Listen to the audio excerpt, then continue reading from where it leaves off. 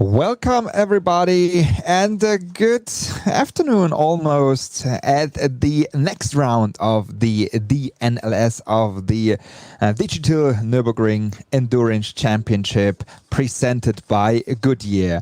We are back at the Nürburgring Nordschleife for the TÜV Rheinland 3-hour race now, and we are here in the qualifying already. So the qualifying is already running in the background, and you see at the famous Nordschleife with quite high temperatures on track with 38 degrees centigrade, mostly cloudy, which makes it more interesting on the track, as we had some clear sky the last couple of rounds.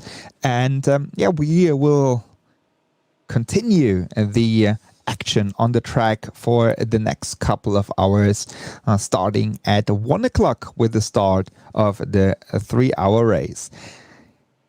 We had some action in the last races with the winning teams in the classes and overall, and for that we will have in a couple of minutes a little highlight clip.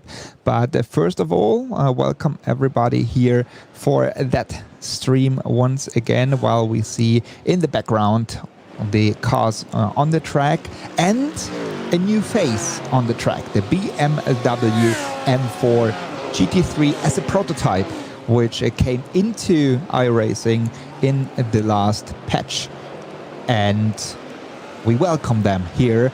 So that means the Z4 BMW is not in the DNS Championship happening anymore, and we are here having a look on the Keep On Racing BMW M4 GT3. A new car, as I said, a new car which is not on the real track yet. So BMW is developing that car both in sim racing and also on the real track, while we have another new entry, the Lamborghini Huracan GT3 Evolution.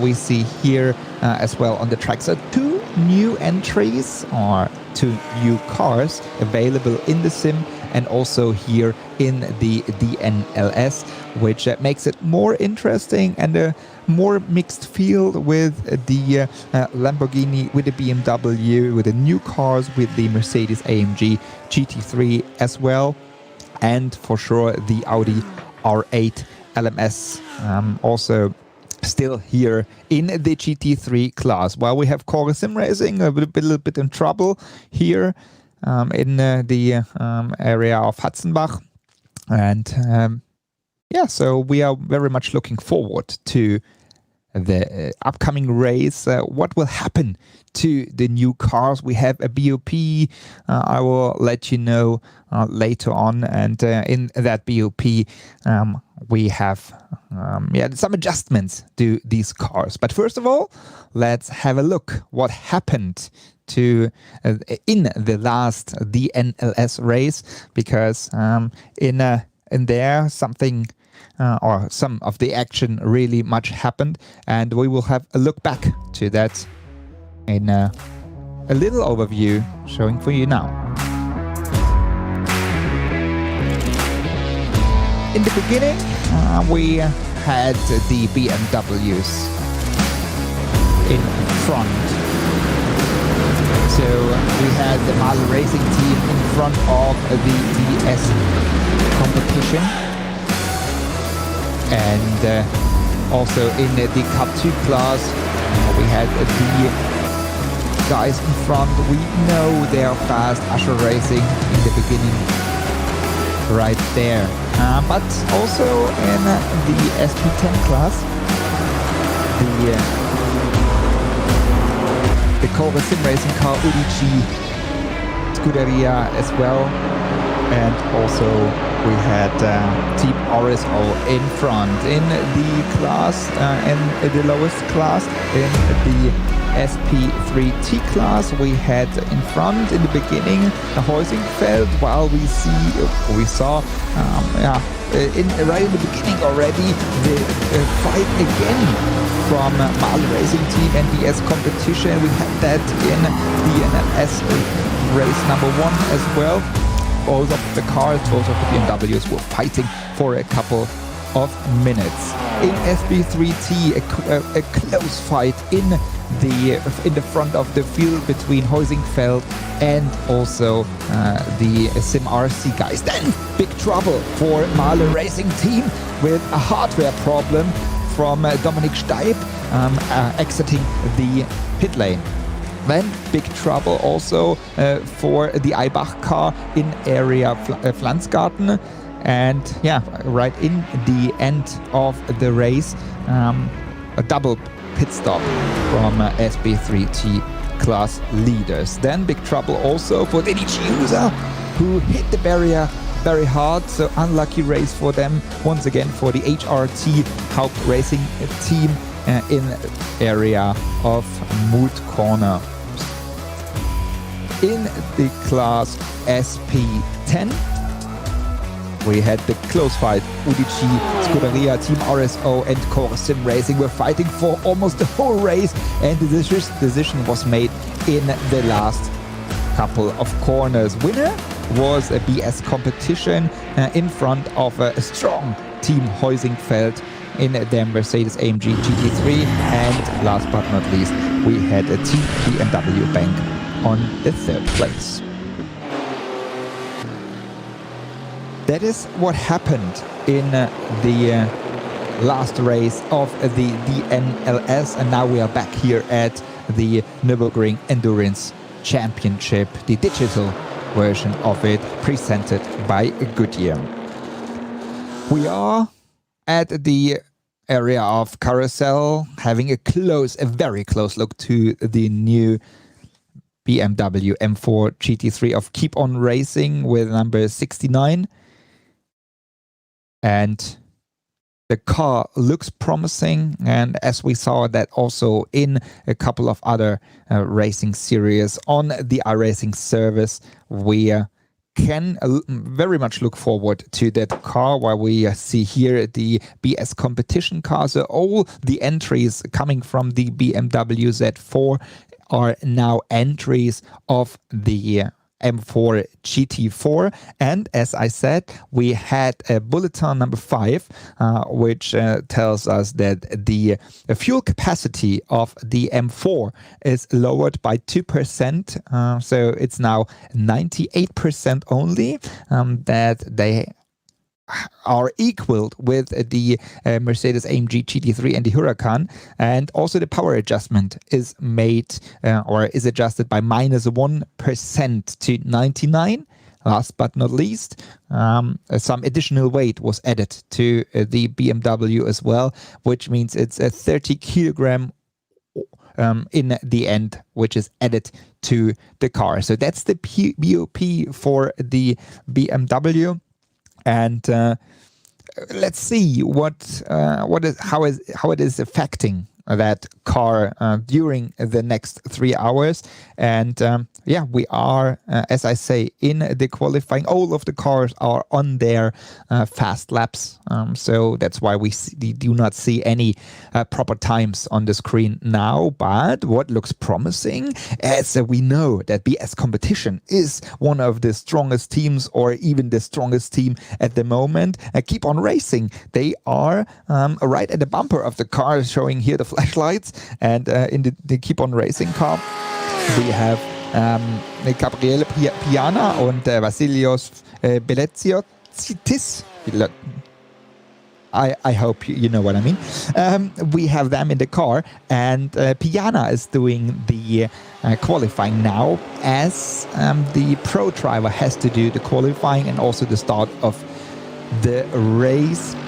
So Piana is sending it and looking very strong, while we have Williams Esports with Sami Matitrogen and Alex Arana in their BMW car as well. It looks strange a little bit. It looks very strange to the when they're not driving in their Z4 or Audi R8. But yeah, so now let's have a look how they will end up in the qualifying and in the qualifying here out of the 3-hour race.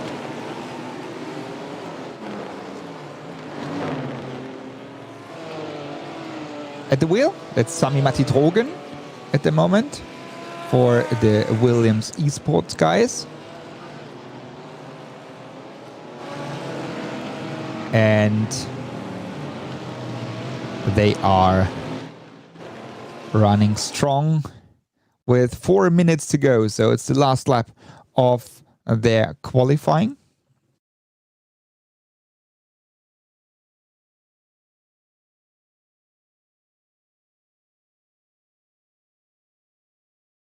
A lot of BMW's entries we see here, and as I say, we have the Lamborghini Huracan and the BMW M4 GT3 prototype in the race, as well as the Mercedes-AMG GT3. So Drogen is coming back into pit lane, getting some new fresh rubber to go for one last shot out onto the track, as they are, like in the real world, they are allowed to use the last corner onto start and finish straight to go or to have a shot on their fast lap. BS Competition leaving the pit lane. And now we will see in a couple of minutes who is the fastest in the third round of the DNLS.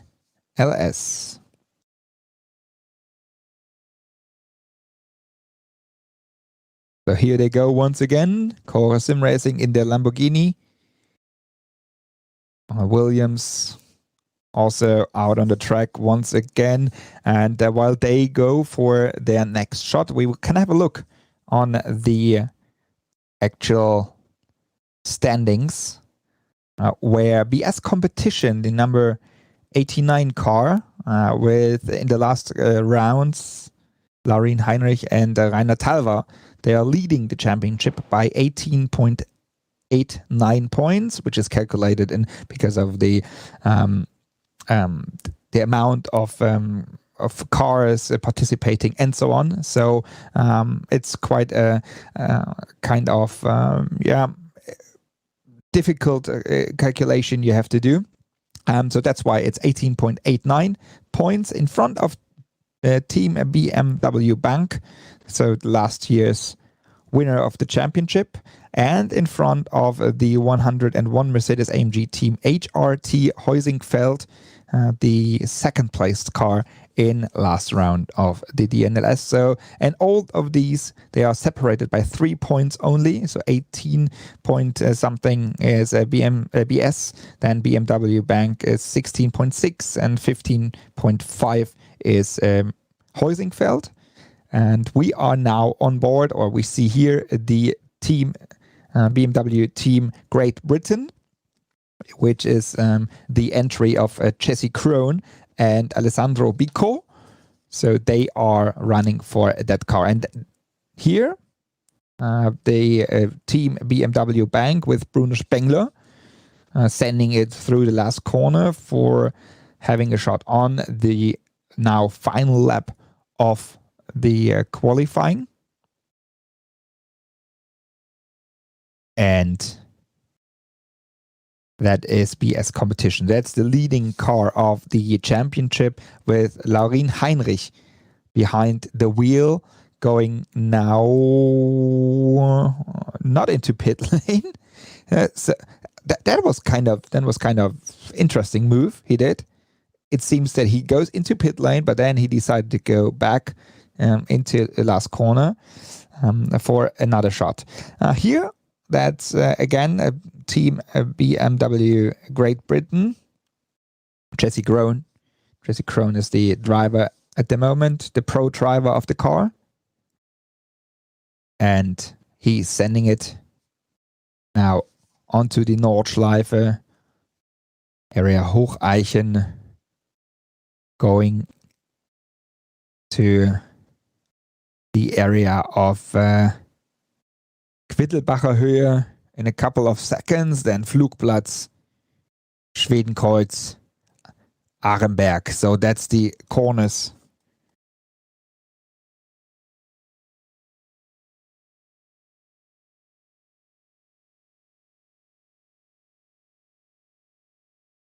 Now he's sending it to the area of, as I say, Schwedenkreuz. And here we go. We stay on with a focus on the BMW Team Great Britain chassis Krone. While at the moment we see so I can update you. We see in qualifying at the moment, it's a Team BS competition. It's Team BS competition number 89, leading the standings in front of Team BMW Bank, in front of MAHLE Racing Team. And fourth position is the Mannfilter Team HDP Windward, Haupt Racing Team Heusingfeld in fifth. Then in front of this car, we just switched in front of BMW Team Great Britain.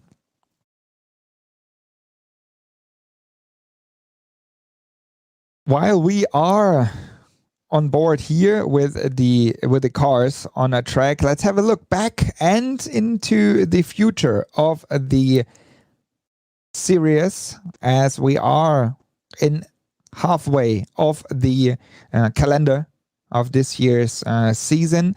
As you see, we had the H&R 3-hour race in November, and in December the MAHLE 3-hour race. Now we are at the TÜV Rheinland 3-hour race of the Digital Nürburgring Endurance Championship.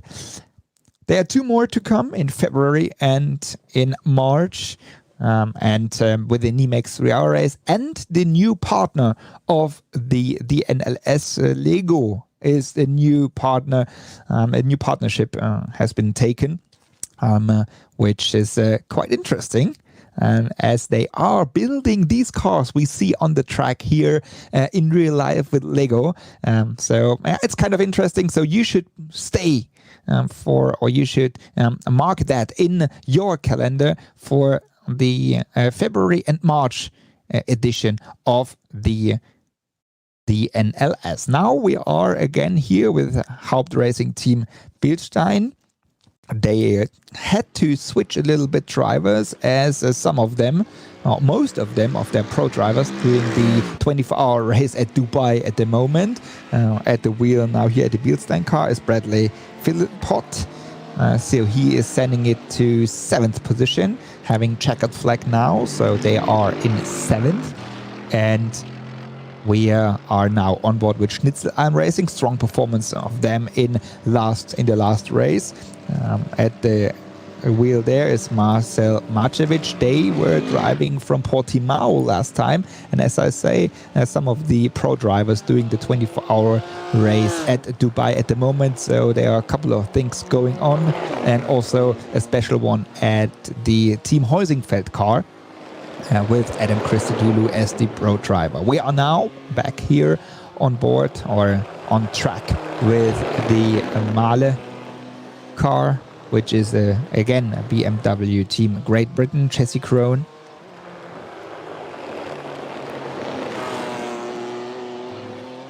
And through the area of Puntchen.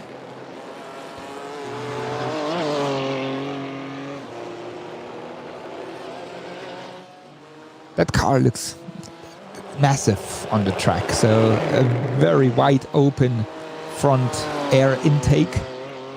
And it's interesting to see that car doing their championships and fast laps already on the Nordschleife, not even having done one single lap in real life on the track, which is interesting. So the cooperation between iRacing and BMW is strong. Also, BMW just announced in December that there will be a strong cooperation between the sim racing teams and also the real world the development. all the cars coming over the line at the moment. So, and we see that still BS competition is in front of team BMW Bank, and the MAHLE racing team in third position.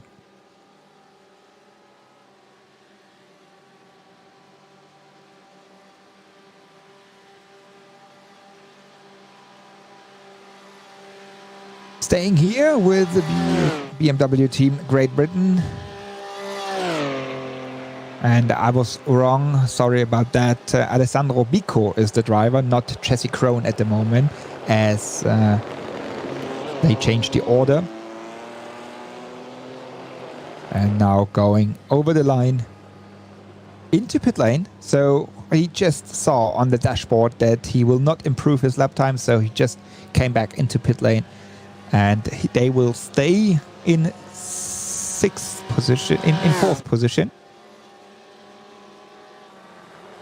And over the line, coming MAHLE Core Sim Racing in 8th position.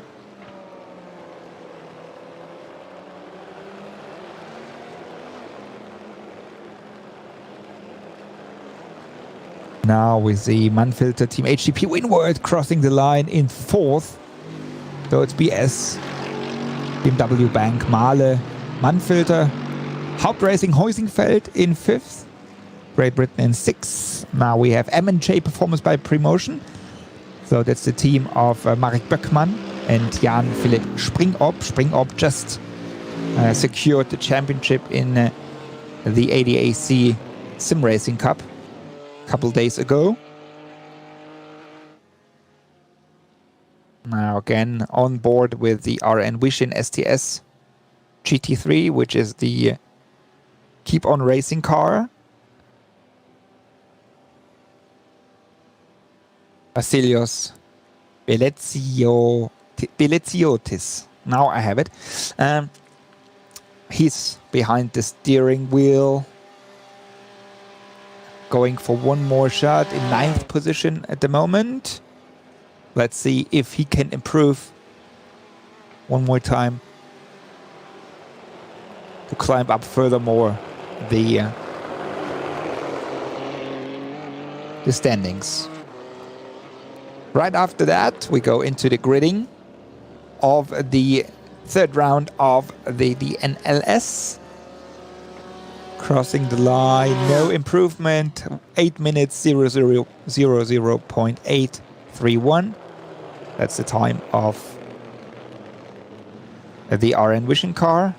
And that's also the last car in a qualifying crossing the line. So all cars now cross the finish line going back into pit lane. And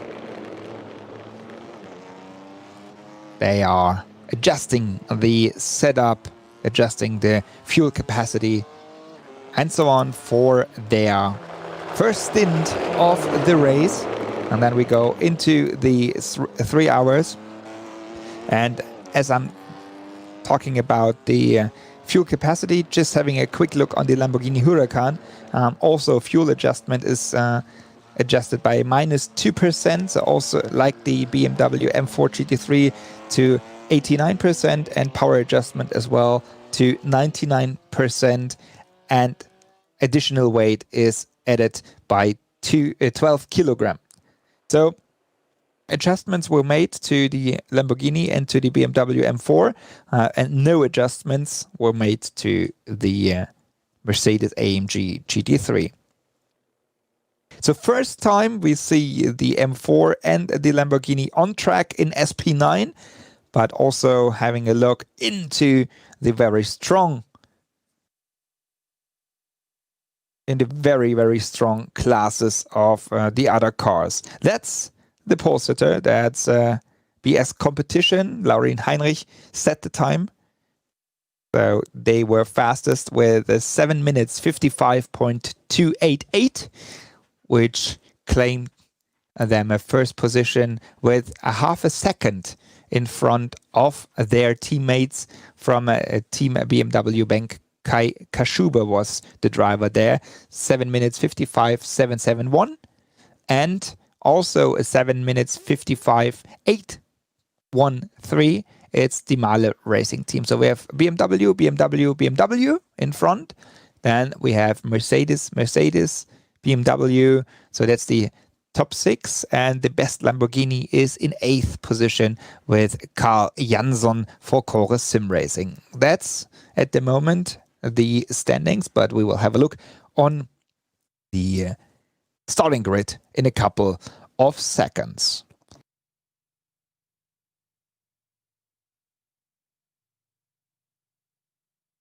A very nice overview to the Nürburgring area, the pit building. And I'm very much looking forward to that race because nobody really knows how the new car is behaving. And also adjustments were made, for example, to the Porsche Cayman GT4, so in SP10 class. They have additional weight, 7 kilos more. So that means if they're going from 18 kilogram additional weight to 25 now, which is also quite interesting. And no adjustments were made to the M4 GT4. So we have the M4 as the GT3 and GT4. That's the starting grid. So we have BS competition in front of a BMW Bank car, both in the M4 GT3. Then Team Great Britain from a BMW in front of the first Mercedes AMG GT3, Manfilter Team HTP Winward, and the second one is Mercedes AMG Team HRT Heusingfeld. Williams Esports is in 6th with their BMW. And then we have Hauptracing Team Bilstein in 7th, in front of the first Lamborghini with Chorus Sim Racing in 8th position.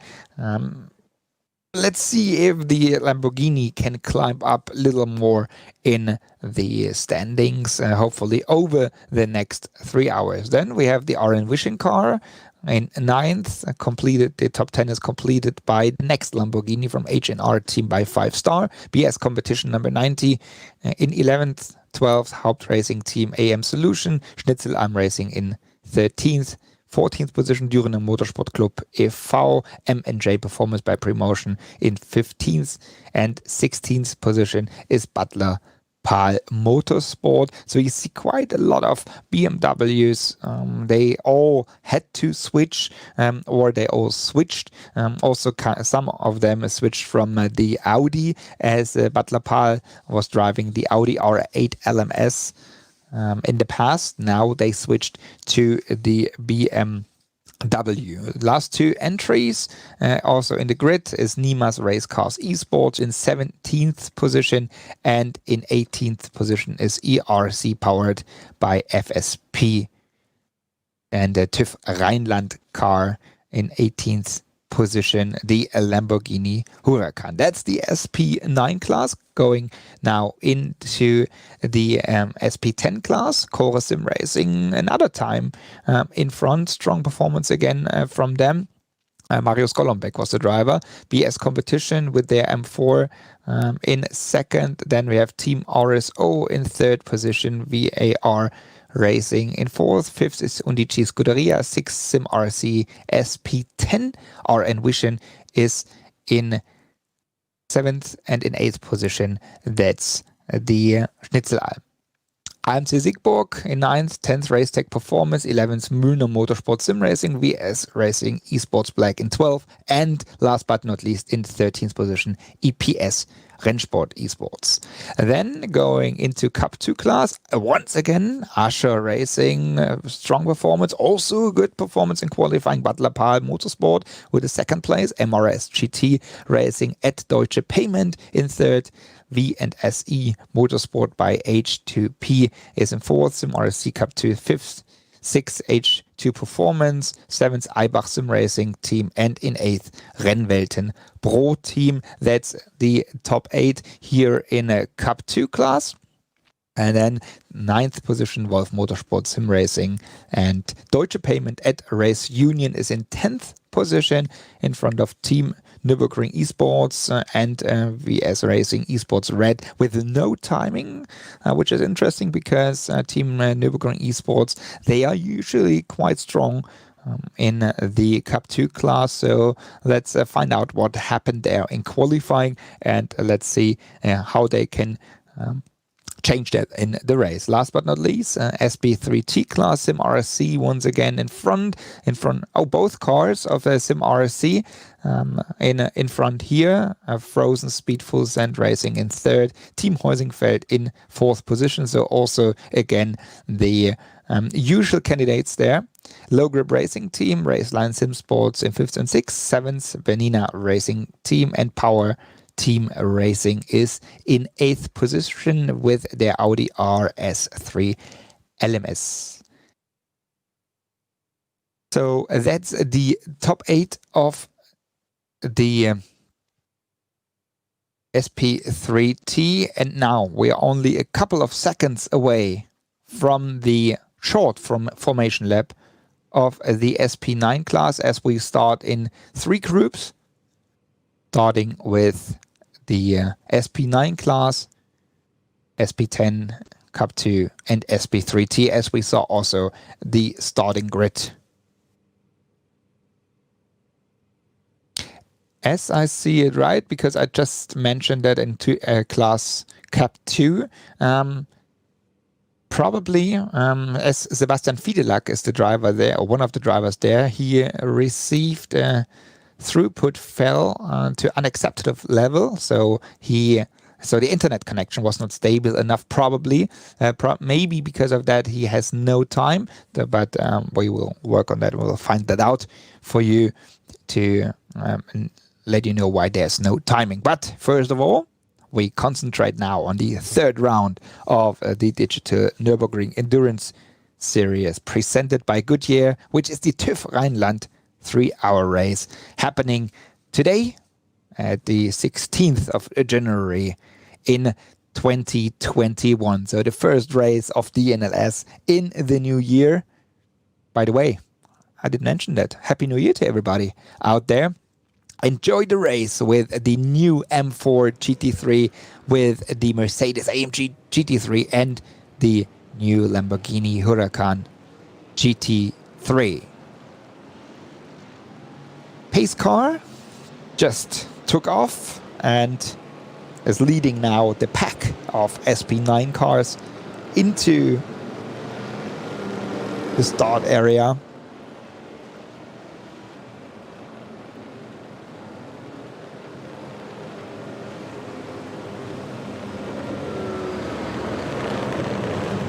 And then we will have a look on the start of the GT3 cars. Everybody's close together now, and the pace car will go into pit lane. We'll go into pit lane now for having Laurin Heinrich leading the field to the green light. Now they are packed together. Pace car is going into pit lane. Almost crashed into pit lane there. And now Laurin Heinrich, he is starting to accelerate. We just saw the Keep On Racing car moving out into to the right hand side. Also Mannfilter is closing there, searching for the right gap. And Heinrich looks strong for turn number 1. Also on the outside, Team BMW Bang, everything is fine in the first 1 and 2 corners. So we have BS in front of Team BMW Bang. Then a close fight between Heusingfeld and Mannfilter, the 2 Mercedes-AMG GT3 cars there. But everything looks fine for the first half of a lap of the Grand Prix circuit. Now through the shortcut, here we see the Bildstein car with Danny Chiusa at the wheel.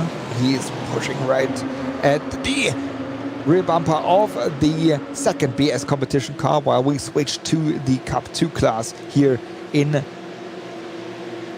the second start. Here we go. Usher Racing is sending it.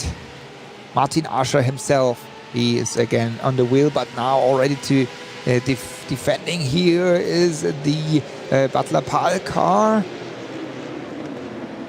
Butler-Pahl stays second while we see a close fight between the cars behind, which is MRS and VSE Motorsport.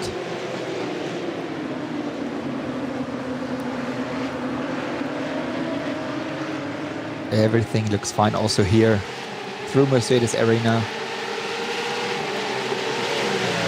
Approaching the shortcut now.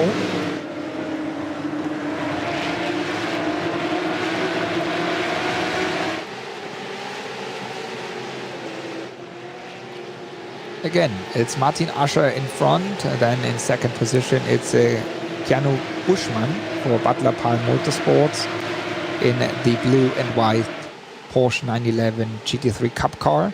Here we have MRS behind with Marvin Otterbach behind VSE Motorsport, and switching into SP10 class, so our GT4 class with the GT4 cars. Here it's Core Sim Racing with Marius Golombek in front. Next to him it's Marius Zug for BS competition, another BS entry there. And here we go, also green flag for the SP10 class. The close there between Golombek and Zug. Zug tries to move on the inside for turn number 1. Can he make it? Golombek tries to defend, but no way. Marius Zug is now leading the pack, but also Golombek is fighting back now in a better line for the next left turn. Golombek on the inside lane, and he makes it back. So Golombek again in front of the SP10 class, in front of Marius Zug, and behind there it's Team RSO Nils Carstensen. Last but not least, now SP3T, the two Sim RSC cars in front, the yellow with the blue and red details on the car. Behind there we see Frozen Speed just making the move to the inside to close the gap, to close the line for Heusingfeld. And also the first Sim RSC car with Felix Luding. He moves to the right hand side with the red details. That's Luding in front of Florian Beute in the blue detailed car. Then we have Frozen Speed, but also under pressure of Heusingfeld, and behind there it's Low Grip and Raceline fighting for the 5th and 6th position. That's the start, and we're going into split screen for the fight here still on SP3T, and in the large window we have the SP9 class with Butler-Pahl Racing in their BMW M4 GT3. They are in 15th position at the moment. In front of them it's MNJ Performance, behind is ERC, powered by FSP TÜV Rheinland. And going now to, I like to say, move corner. I know it's kind of brave corner, but on the outside there's the move of Butler-Pahl. And Florian Krüger is the driver. He makes the move around of Jan-Philipp Springop before that fast left-hander. Now going into Steilstrecke. And very strong move there from Florian Krüger.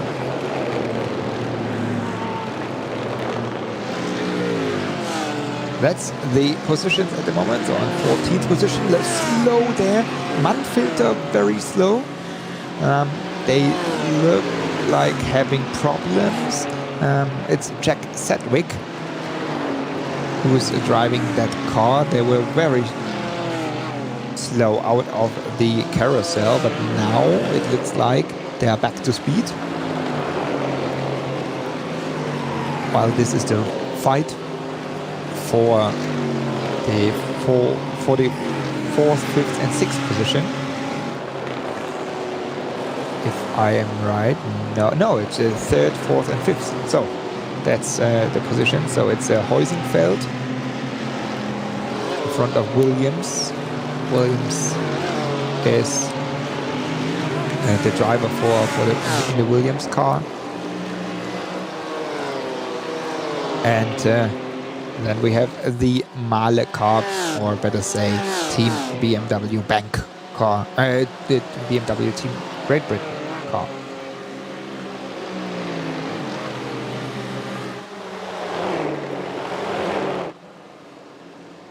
So that's for second and third position. We have Team BMW Bank with Kai Kaschube in the gray and black car. And then behind there we have BMW Team Great Britain with Alexandro Bicco.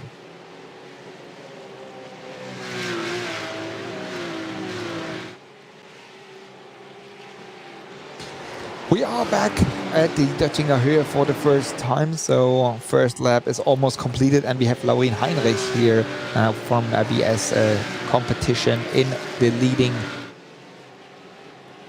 in SP9. In split screen we have Martin Ascher in a Cup 2 class in front of the Butler Pal Motorsport car with Keanu Buschmann. So coming over the line for the first time, that's already a small gap from Heinrich in front of Kaschube. Also for sure having an advantage because of the fight of Kaschube and the Sami Matitrogen.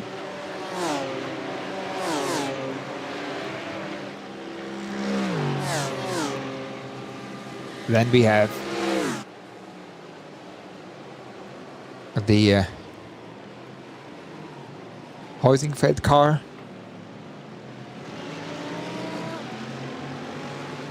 In front of BMW Team Great Britain. Here the fight, Danny Chiusa in the Bielstein car, fighting with H&R Team 5-star Lamborghini. Behind there it's Schnitzelalm and Core Sim Racing.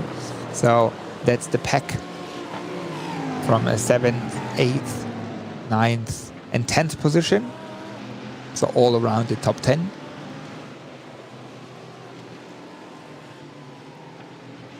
Danny Chiusa, as I say, having to adjust every time a little bit because of their changes of driver. Nico Bastian and Marco Engel, for example, during the Nürburgring, during the Daytona 24-hour race at the moment. Martin Ascher under pressure. More under pressure now from Keanu Buschmann. So, well, after they come back for the first time, it's Martin Ascher from Ascher Racing, Keanu Buschmann, Butler Pal Motorsport, and then we have VSE Motorsport by H2P, Dennis Arras, Fabri. But also Fabri is under pressure of MRS GT Racing driver Marvin Otterbach.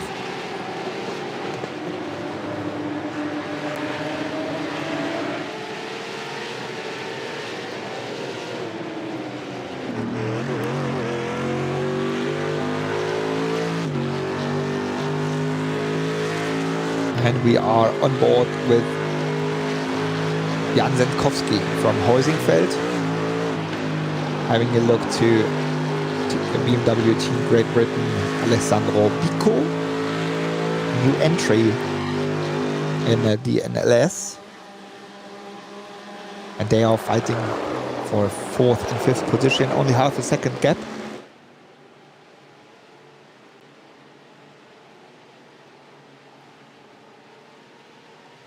And Marius Golombek, well, we see here the SP10 class. Marius Golombek has already a gap now to Marius Zug, while they were fighting in the first couple of corners, very close together. Now Zug is under pressure of the second M4 GT4 car,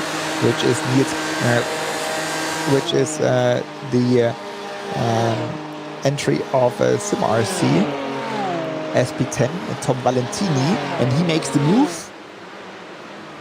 around Marius Zug.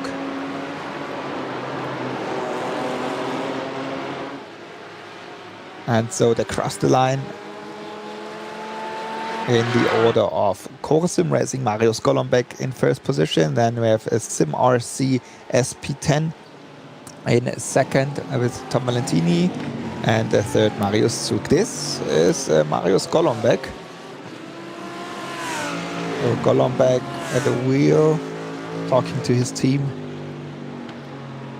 Because his teammates and his teammate, which is Pascal Stix again, they talk about strategy, and they talk about the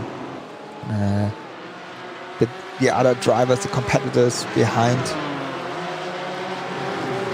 So there's a lot of things going on.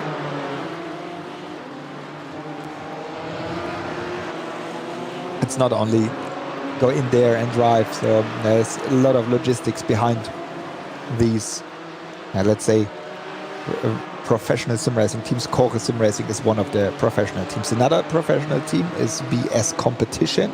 Marius Zug is one of the drivers here in SP10 class, and he is sharing the car with Robert Heger, both BS Competition cars drivers, and also BS is another professional team like Sim RC, like Team RSO, so they are very much doing that kind of, let's say, job professional, and spending a lot of time in the simulator, besides maybe going to work a little bit sideways there. Schnitzel-Ein, Marcel Marcevic behind Danny Chiusa. We are on board with Chiusa now in 8th position with the Bielstein car, and Chiusa is sharing, as I say, the car with Bradley Philpott.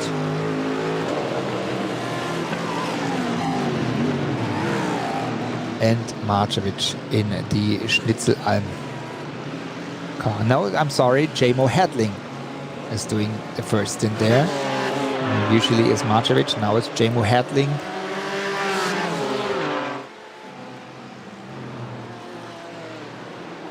And we stay on that fight while we go in split screen in the SP10 class. Still there, the Sim RC car in front of Marius Zug, BS Competition and Team RSO. The gap to Marius Golombek from Core Sim Racing is already over 3 seconds.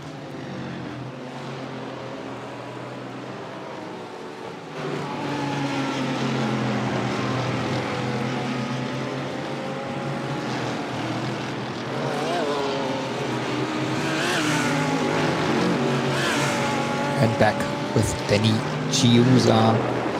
The new formed Haupt Racing team, so it's new formed in last year, or in the last year, making the switch from a Black Falcon to a Haupt Racing team, because most of the drivers and team members, they are coming from Black Falcon, but now Haupt Racing team, and they decided quite early in the early stages of the team that they will have a professional sim racing team, and in the end of last year they made the move to the Haupt Racing team in sim racing, and Danny Chiusa, he is the team manager of that team and a driver himself as well. Butler Pal Motorsport also doing real world motorsports with René Butler, and as the team manager or team owner, doing both, doing some of the RCN races, and also here in sim racing they are quite huge and having quite a lot of entries. So doing the SP9 class, doing the Cup 2 class, so it's quite interesting that how they grow.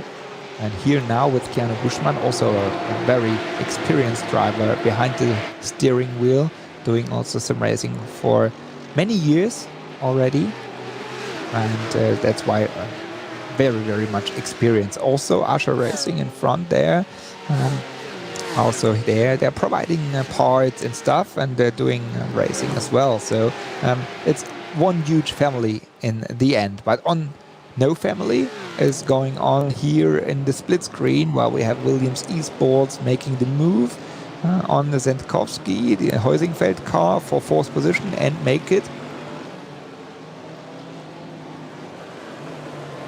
So now new in fourth position, it's Williams Esports, and in fifth now the Heusingfeld car.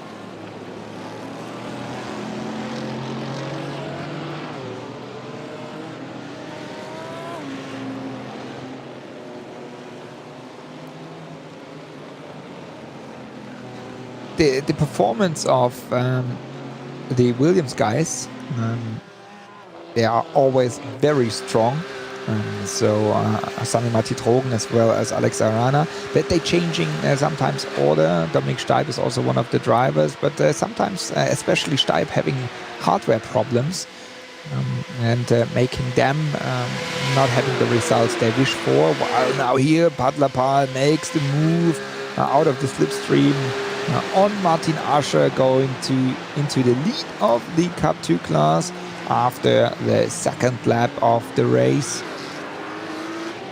So now Jano Buschmann is the new leader in the Cup 2 class, in front of Martin Ascher from Ascher Racing, and in third position, that's the VSE Motorsport by H2P.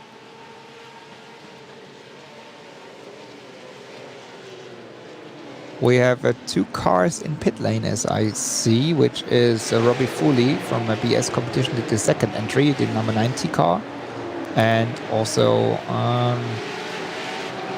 still René Kirchhoff from Nürburgring Esports Lounge, or Team Nürburgring Esports, which is quite interesting. And Danny Chiusa, he's also in pit lane,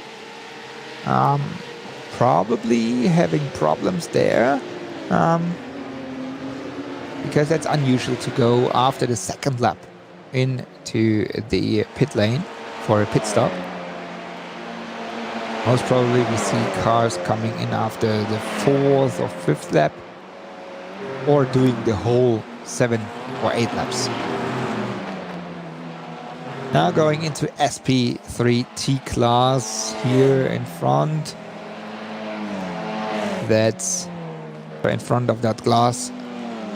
It's a SimRC, Felix Luding. Then we have Team Heusingfeld with a little gap. And here that fight, that is Florian Voite and Dean Ledger from SimRC and Frozen Speed Full Send, fighting for third and fourth position. A lot of pressure on Voite there from Steen Ledger.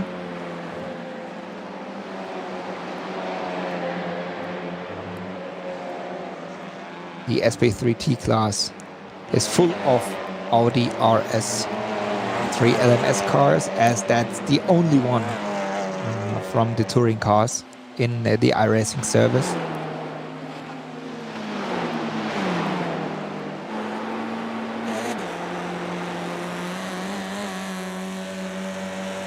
And in the last race in DNS3, we had some adjustments have been taken on that car, but there's no change for this round, so still the same adjustments as we had that in the DNS3.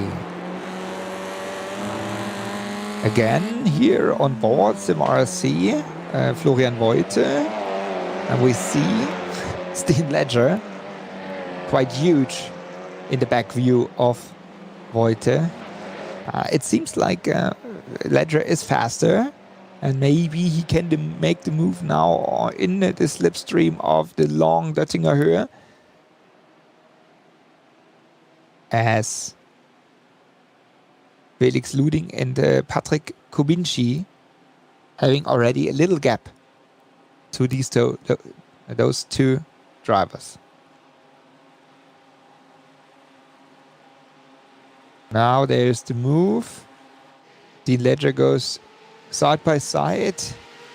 You see them here.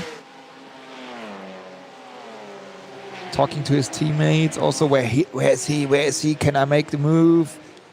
Voite is also strong. He's next to him, and both touch each other. Both touch, and now they crash. Dean Ledger shaking his head, and both in third and fourth position. They crashed. And Voigt wanted to go into pit lane, but decided quite late that he will stay out there.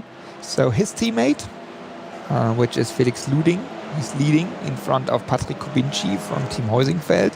And now they're in a third position in the SP3T class.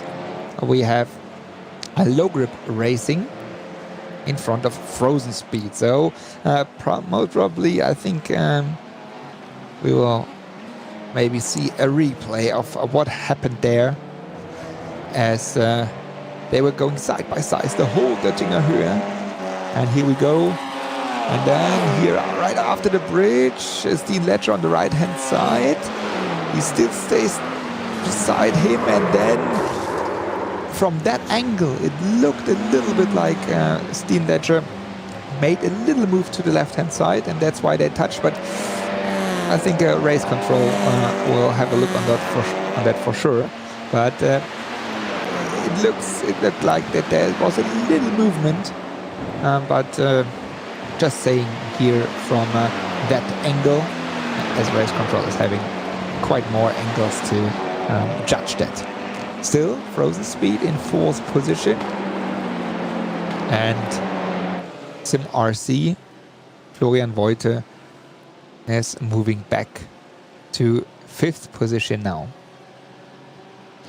That's the leader after almost half an hour done. BS competition. Laurin Heinrich is still the driver of the BMW M4 GT3 car, the prototype car. Quite a huge gap. When you can, if you can say that, 1.5 seconds to the second BMW M4 GT3, which is Team Great Britain, and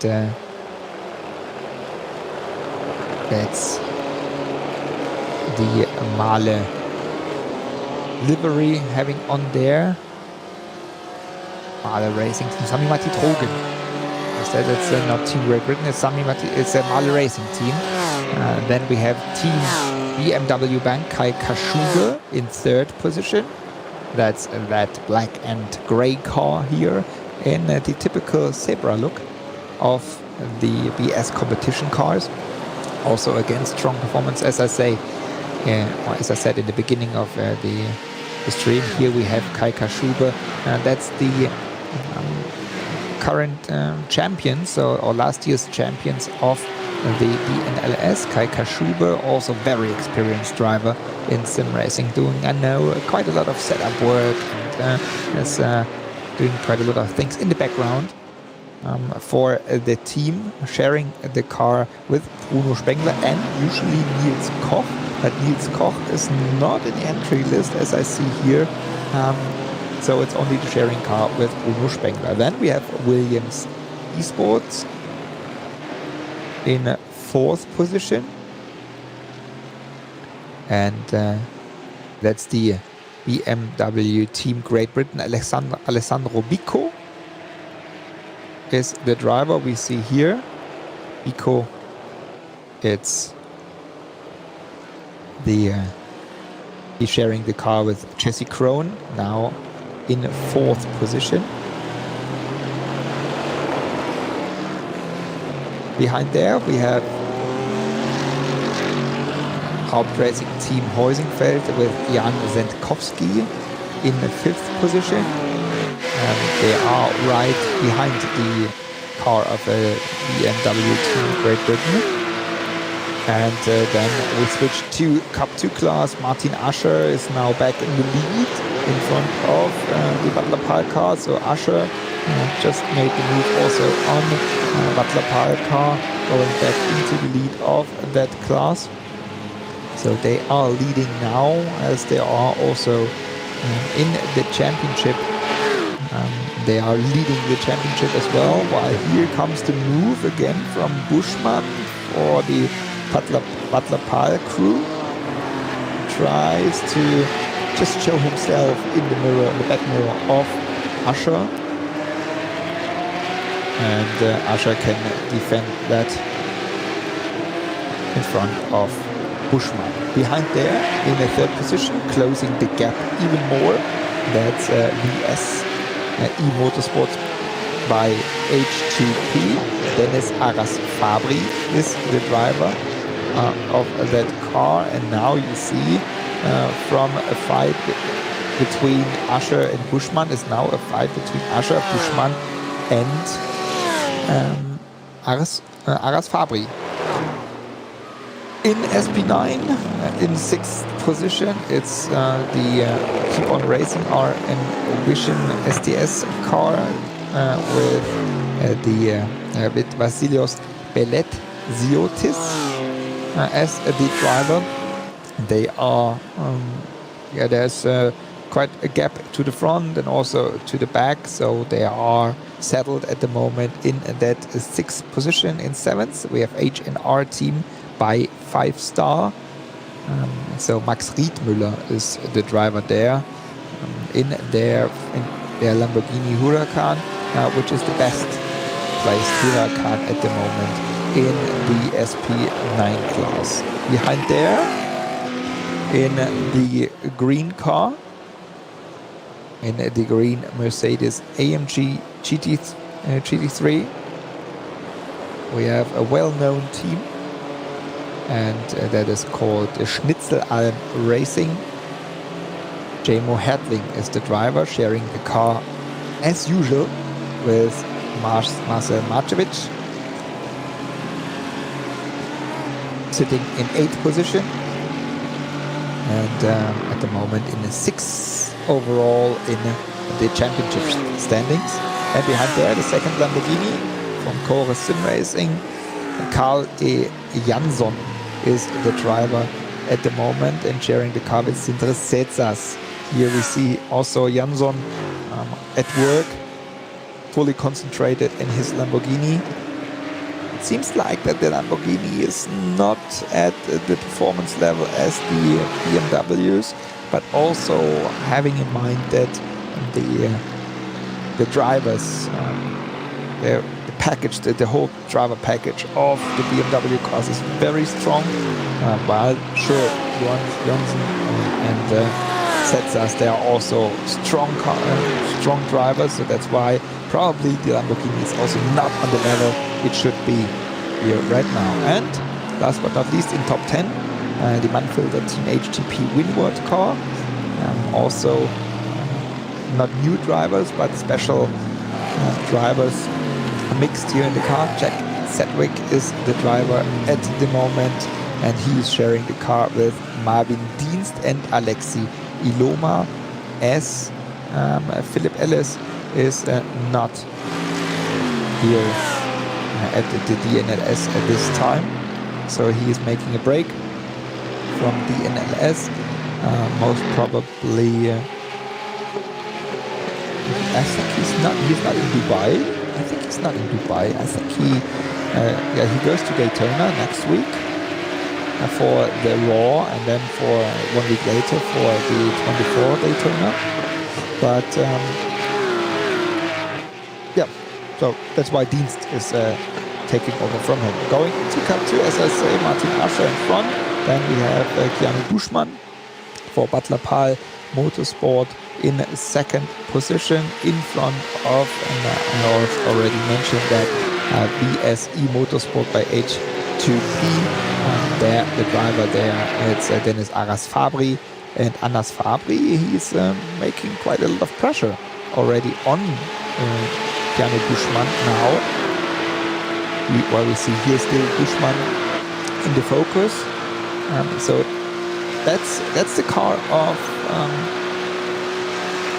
Aras Fabri, and he closed the gap, the huge gap to these two, as they were fighting for the whole lap. So since lap number 1, they are fighting Ascher and Buschmann, and that is the chance for Aras Fabri to close it, and now we're getting even closer to the rear end of Buschmann's car, the 911 GT3 Cup car.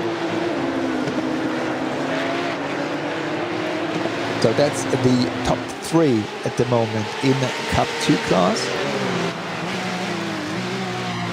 And very nice pictures you see here from the car. And Aras Fabri, he's exiting better from the carousel, and now he's moving next to Buschmann, but he's just waiting for that move. No risk at the early stages of the 3-hour race to TÜV Rheinland. 3-hour race here at the Digital Nürburgring Endurance Series, presented by Goodyear.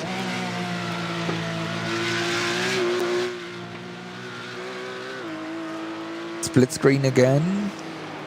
Well, we see in the second screen. So that's another close fight still going on here in the SP10 class. Marius Zug and team from a Team ABS competition, and then we have Team RSO, the Team RSO car with Nils Carstensen, and behind there is Tom Valentini for Sim RC. Also, Sim RC having a lot of entries. And that's the fight in SP10 for second position. Second, third and fourth position we see there in split screen. While on the other screen is first, second and third in Cup 2.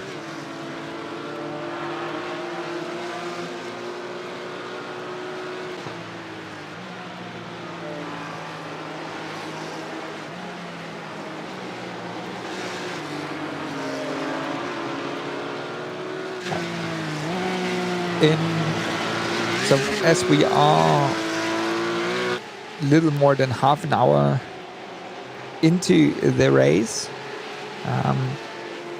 we are over halfway through the stints as well of the first driver, or the first stint overall, and we just wait for the first pit stops. I would say in SP9 class after 7, maybe 8 laps. Let's see, sometimes in the past races, especially Laurin Heinrich could make it for 8 laps, for example. While we see here still the race and the fight for first position in Cup 2 class, still Keanu Buschmann putting pressure onto Martin Ascher.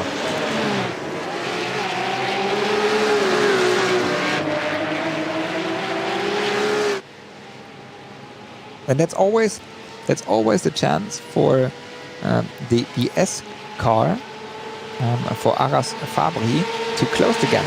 While they are fighting, he has a double amount of slipstream now on the outside. That should not work out.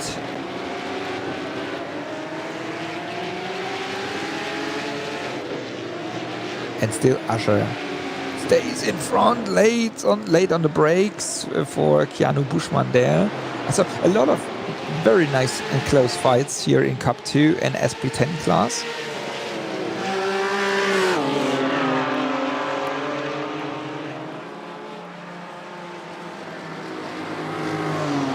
While Zug is still defending his second position in front of the Sim RC car.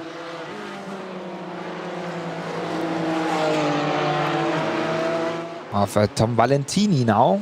There was the the change of position as Team RSO just fell back one position. So Tom Valentini overtook Nils Carstensen for third position in SP10.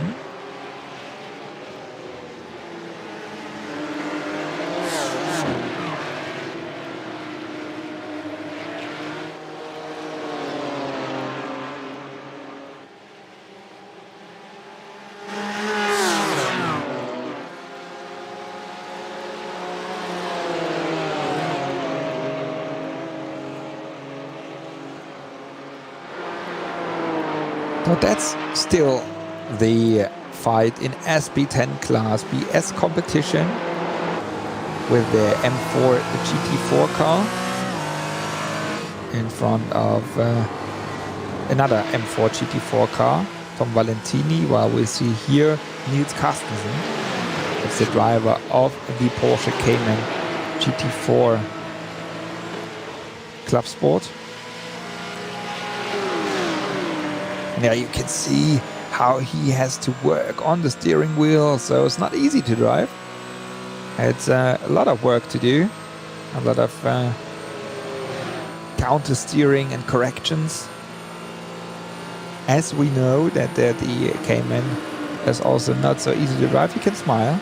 Maybe he got told that he's on screen now, having a look sometimes into camera, now making the move. As we saw just the move, that Valentini is now in second position and Zug fell back on a third position on board.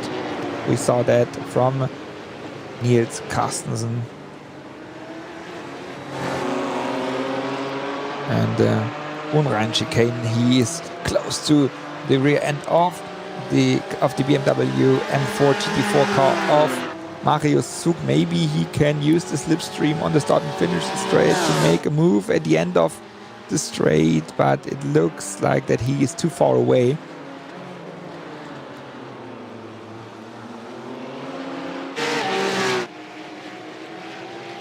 And again, fight for first, second and third in Cup 2 class. Ascher from Ascher Racing, Buschmann, Butler Pahl and Aras Fabri for BS Motorsport.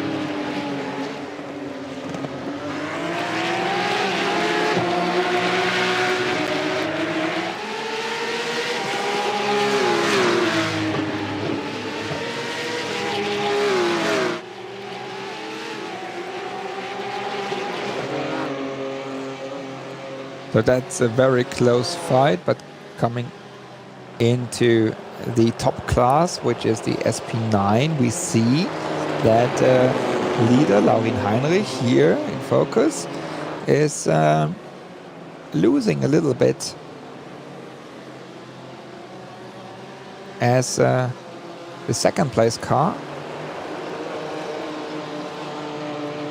is making more and more his move and closing the gap to the leading car, which is the MAHLE car.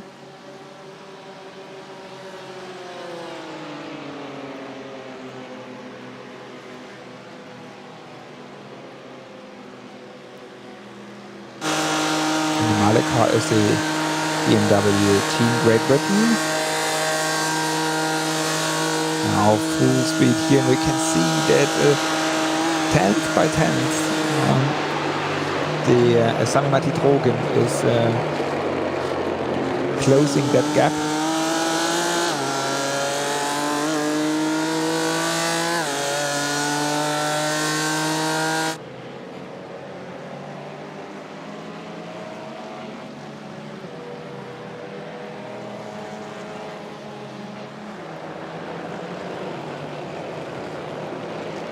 And after almost 1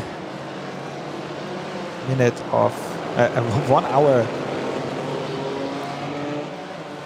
of racing here at the Nürburgring Nordschleife, we will have a short break, and after that short break we will be back here fresh, sorted out at the Digital Nürburgring Endurance Series presented by Goodyear and the TÜV Rheinland 3-hour race. So stay tuned.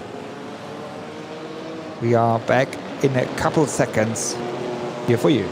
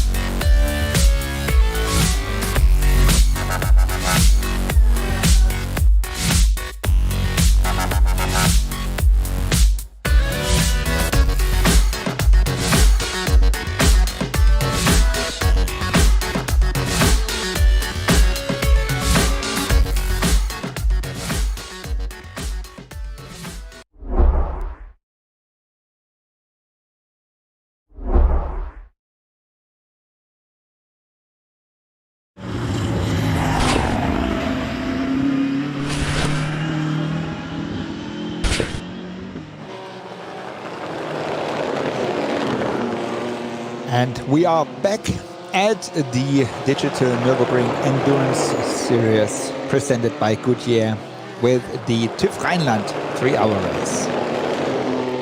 We are also back at the leading pack of the SP9 class, which is Laurin Heinrich in front of Sami Matti Drogen in the MAHLE car. So the team in the standings is not BMW Team Great Britain. It's just for your information, it's the MAHLE racing team. And here we see also Sami Matti Drogen, as a MAHLE racing team is part of the Williams esports crew.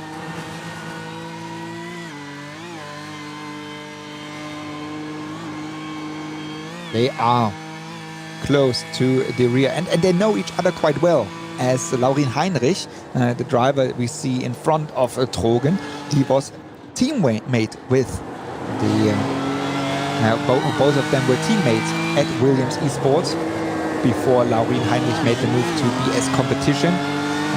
All that happened last year in 2020, and now they are competitors here on the track, not on the Nordschleife only, but also on all of the sim racing tracks all over the world. So that's the fight for first and second position in the SP9 class. And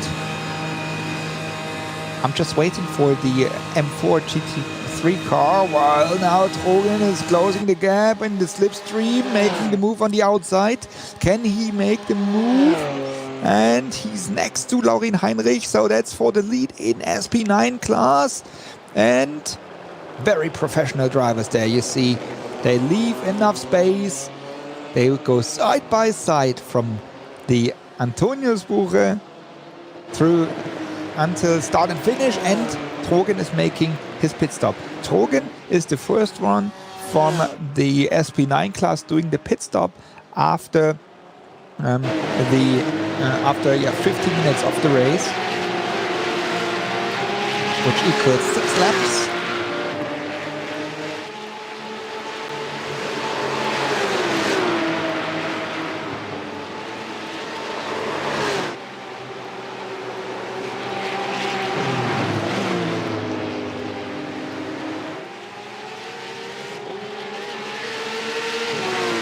And here, that's again still the fight in the Cup 2 class, while the SE Motorsport by H2P Dennis Aras-Fabry, he could overtake Keanu Buschmann for a second position. So Buschmann and Butler Pahl only in third now, while still Martin Ascher is leading the Cup 2 class.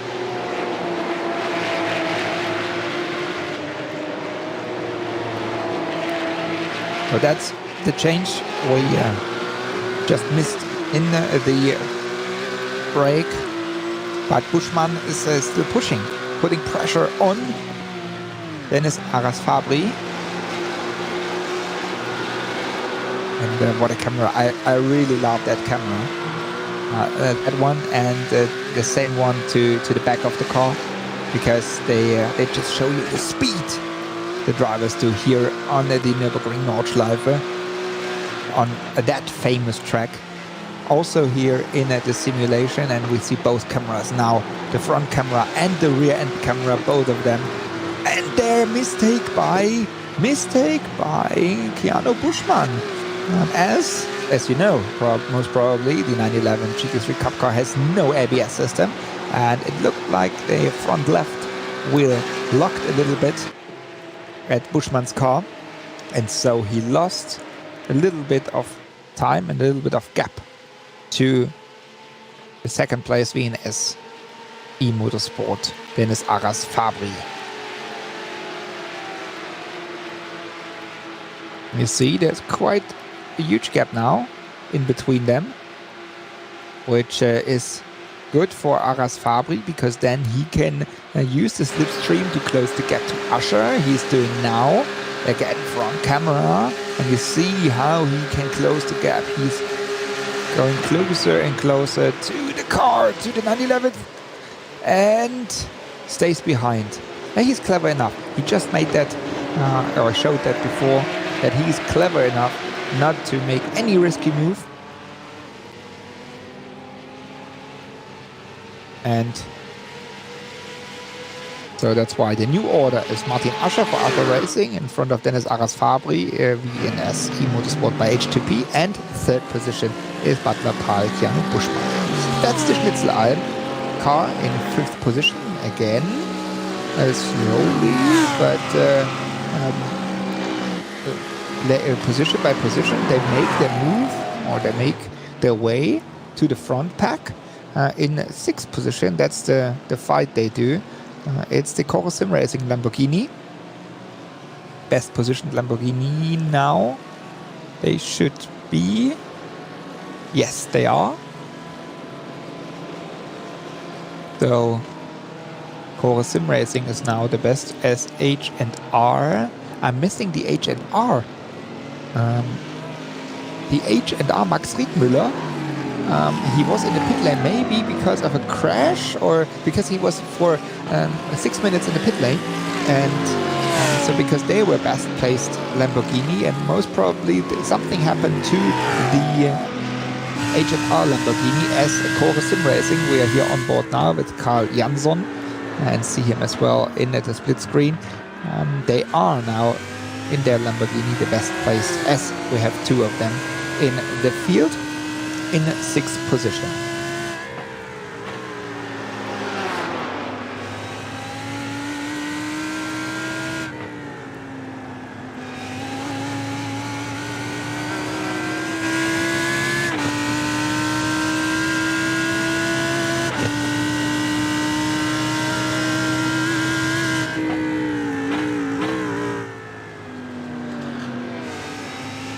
what a sound it is. I mean, it's you know, when you say it in bad words, so you say people say, okay, that's an Audi R8 with another shape on it, but I really like that car. While we see in split screen also the second Schnitzelalm car in SP10 class fighting for 4th and 5th position. So both of the Schnitzelalm entries we see there. And the SP9, the Mercedes AMG GT3 car, the Schnitzelalm car is closing the gap also to the Keep On Racing RN Vision car. They are now at the rear bumper of the car. Still the driver Vasilios Beletsiotis. So he's still driving that car. And now it's not only fight for 5th and 6th, it's 4th, 5th and 6th position. It seems like that Keep On Racing is a little bit in trouble, most probably because of tire wear. We just saw that, or we were waiting for it as we didn't know how the car is behaving after such a long stint. Also with the BOP adjustments, power, fuel capacity, and also weight they got. And you see that J-Mo Hertling, driver of the Schnitzelalm car, he is faster. And there was the mistake, and J-Mo Hertling made the move around Keep On Racing. Now in 4th position, Schnitzelalm in 5th, Keep On Racing, and in 6th is Cora Sim Racing in the Lamborghini. So Mercedes, BMW, and Lamborghini. That's also the cars we have in SP9 class, all of them. And now again, Schnitzelalm is making their way to the front, as we have with Heusingfeld and Schnitzelalm, 2 Mercedes AMG GT3 in the top 4, and Cora Sim Racing with the Lamborghini. So we have all of the manufacturers in the top 6.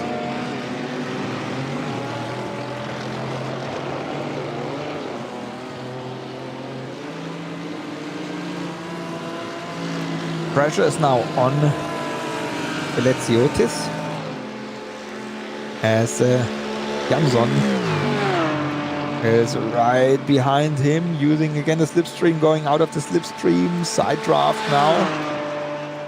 And again here is trying to make the move, but power is not enough. It seems like that the Lamborghini has not enough power, even though out of the slipstream, to make a move around the BMW. So Jansson had to go back into slipstream and could not make any move after the long straight on the M4 GT3.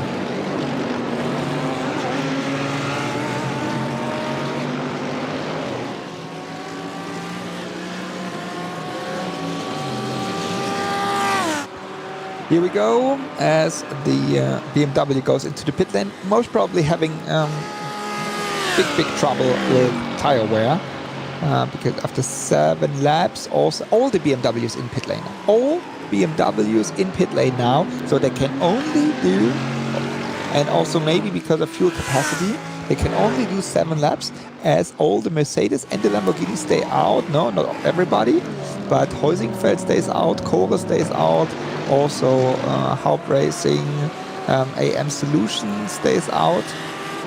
So that's the only 3 cars not having done their pit stop. That's the second place car now. In front of them, that's Heusingfeld, Jan Sendkowski. Here we go, that's the current leader of the TÜV Rheinland 3-hour race. And they are, and that's what they have done the last 2 DNLS races. In first and second round as well, they were very good on tire wear and fuel as their strategy is just to make it clever enough to do 1 or 2 laps more, so over the whole stint of the 3 hours, and maybe to gain by that positions. And again, they're doing 8 laps. They do 8 laps with their Mercedes AMG GT3, but also the Kocher sim racing crew with Carl Jansson is doing the same. And here we go into Cup 2 once again. So still Martin Ascher in front of Dennis Arras-Fabry.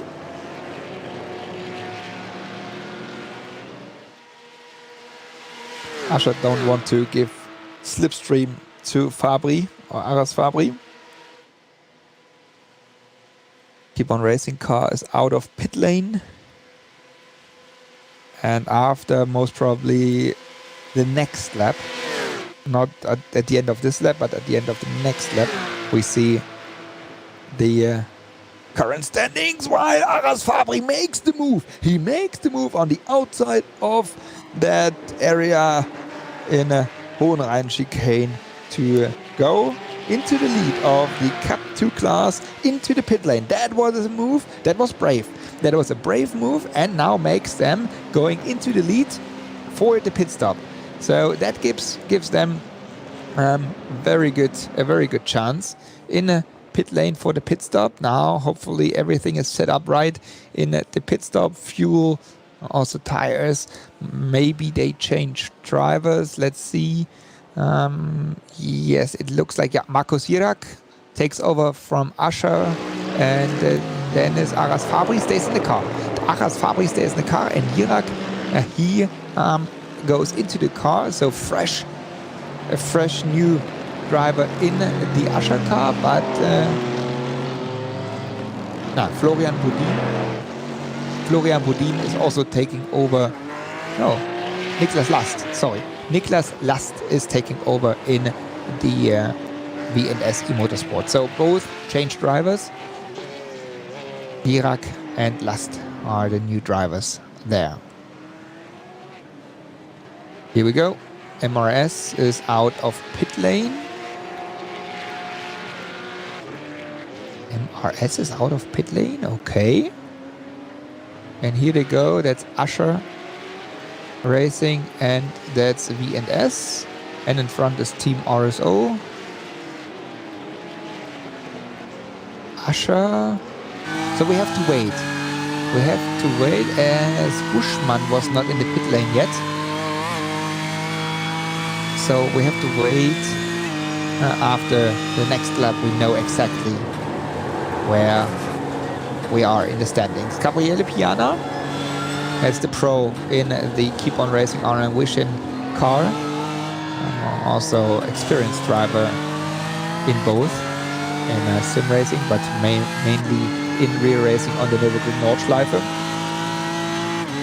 He knows the BMW, but not the M4 GT3. He knows the M4 GT4 car, as he is driving that car in the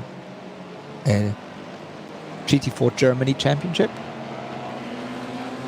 And that's Bernina Racing Team. Bernina Racing Team and the Sim RC in 4th and 5th. In the SP3T class.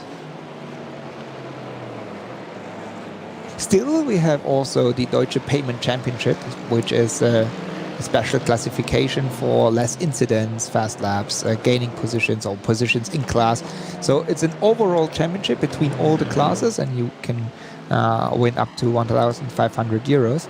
So that's a very nice idea from Deutsche Payment as a partner of the Digital Nürburgring Endurance Championship.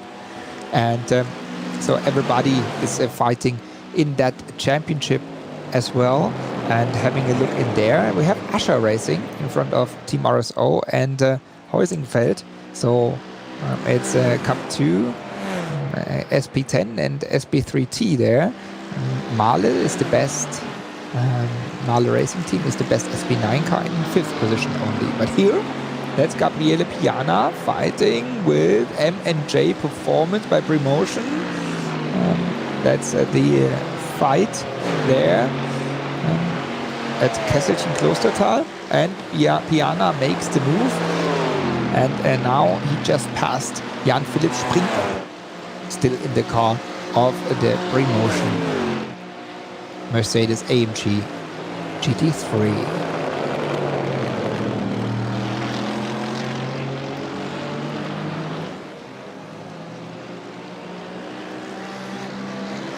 The colors of the Keep On Racing car, they are very special. It's the special colors of the Keep On Racing guys. And also growing. They are growing in sim racing. I'm doing that for quite a long time. But they are growing even more, getting bigger and also more professional. And now showing their performance here with their BMW M4 GT3 in the DNLS. Here we jump into SP10 class and we see the pit stop in real life now as Schnitzelalm comes in and also Keep On Racing comes in, but when they stop there, as we have not enough pit garages, I think they have to stop at the penalty area, because there where they stop, that's the penalty area. I was wondering if they maybe get penalties or something. But here we go. So that's now the pit stop from Haupt Racing Team AM Solution, but MAHLE Racing Team with Sami Matti-Drogen still driving the car. They are now back in the lead, but if I'm right, so what happened to the Bilstein car? The Haupt Bilstein car.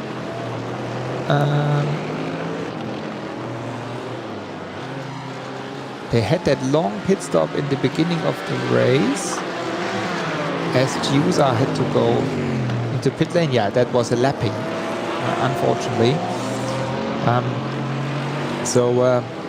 There's no... So the Bilstein car from Haupt Racing Team is not in the fight with MAHLE, while MAHLE is overtaking Team RSO SP10 car.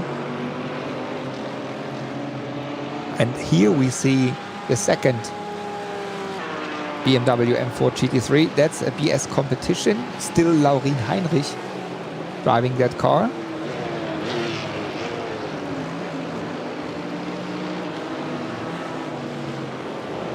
And they are now in second place only, but back from first position.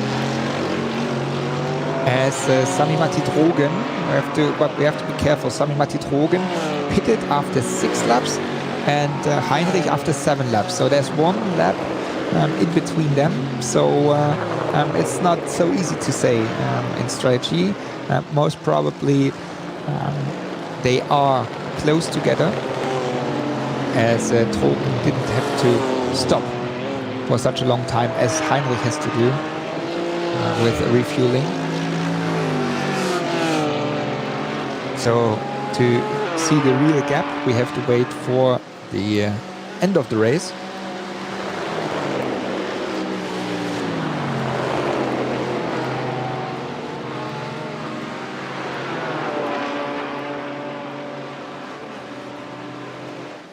And after the next lap, I think we should see the real order we have on the track, as Schnitzelalm is back to 10th position.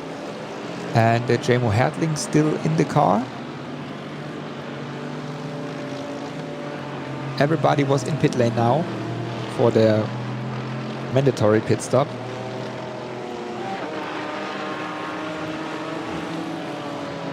And it looks like that the Mercedes and the Lamborghini can do 1 more lap against the BMW. And that could be the advantage as well for these two cars, as we have to do one more pit stop. And if they do again 8 laps now and 7 laps only for the BMW, maybe it works out in the end because of the time in pit lane for refueling. We have to wait for that. Schnitzelalm, I just said at the beginning of the broadcast, they were doing their stints last time from Portimao. They were testing at the racetrack in Portugal, and now they are, I think they should be back home. While in the Heusingfeld car, Adam Christodoulou will take over also for most probably for the last stint, because Mats Torge Hutzfeld is now in the car, and I know that Adam Christodoulou, he organized a simulator in Dubai because he's racing the GT4 at Dubai. No, he raced it, so he was doing the 24-hour race, and they just finished the race. So the race is just over, and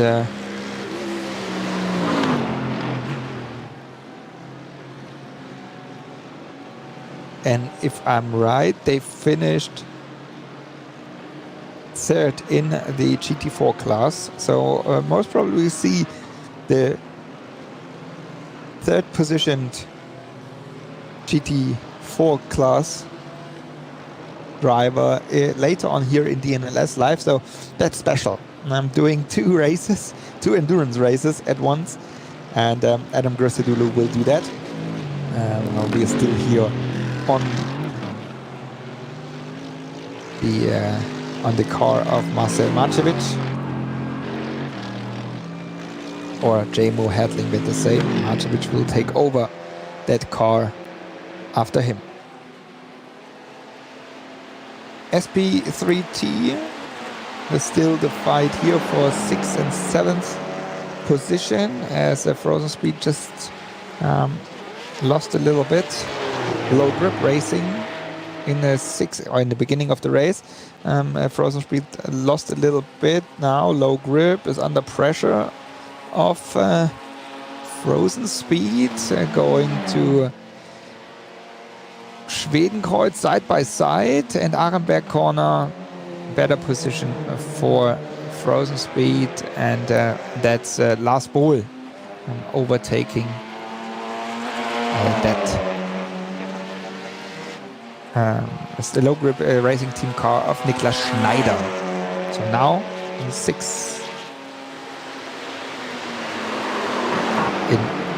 sixth position is a Frozen Speed, and in 7th is low grip.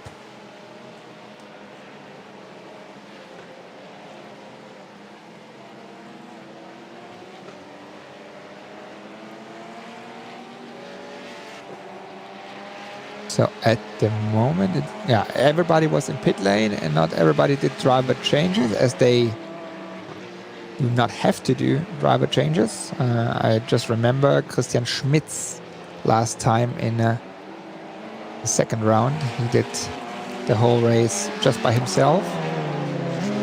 But here at Frozen Speed, especially in low grip, they had their pit stop and also driver change already done.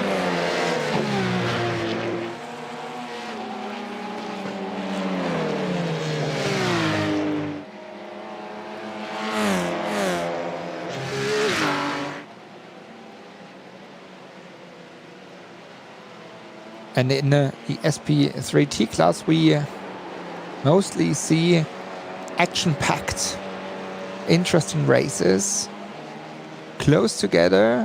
So usually there are not that far gaps in between the cars.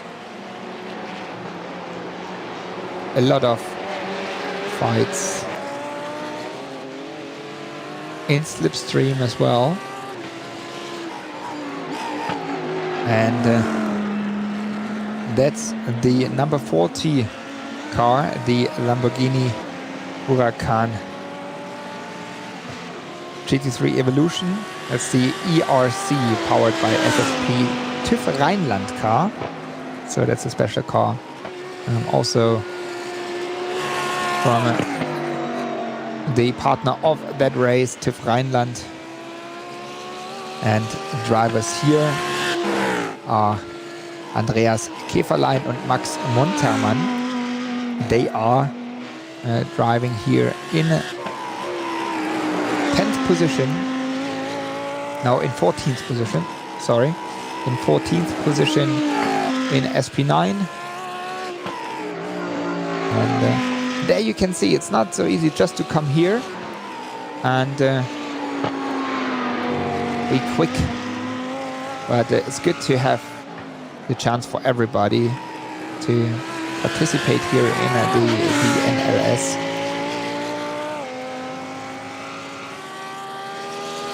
In the virtual version of the Nürburgring Endurance Championship. So that's the first Lamborghini, that's the second Lamborghini. And that's the best placed one in 6th position. Core Sim Racing Sindre is now behind the wheel of the number 3 car.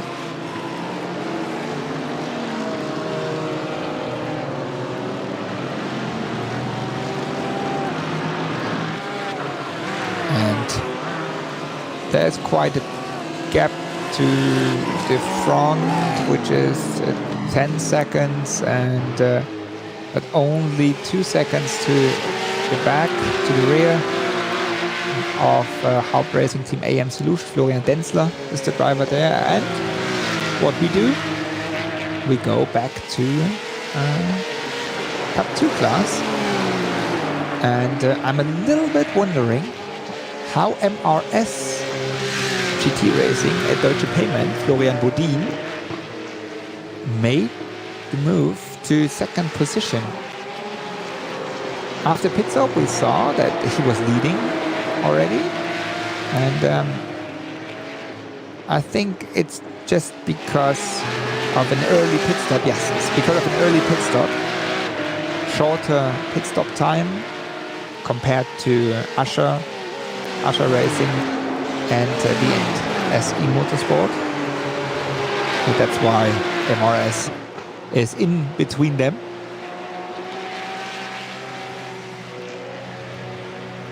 But also Butler Pahl, they also had an early pit stop. They were in the pit lane 1 lap before Usher and VNS, and so that's why they are in front. But that's always, when you can say that, like virtual, virtual, because in the end, it's gonna be interesting how that works out compared to this car. Both of them have to do 1 more pit stop.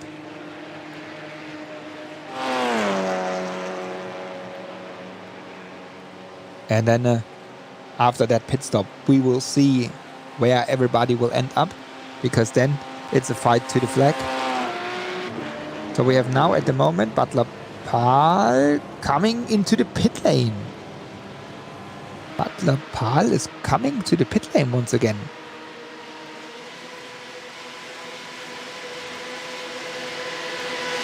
Okay. But for me, that is strange for me, because that makes no sense to, if that is in a regular, should be in regular pit stop, it makes no sense that Butler Pahl is coming into pit lane once again. Keanu Buschmann is still the driver.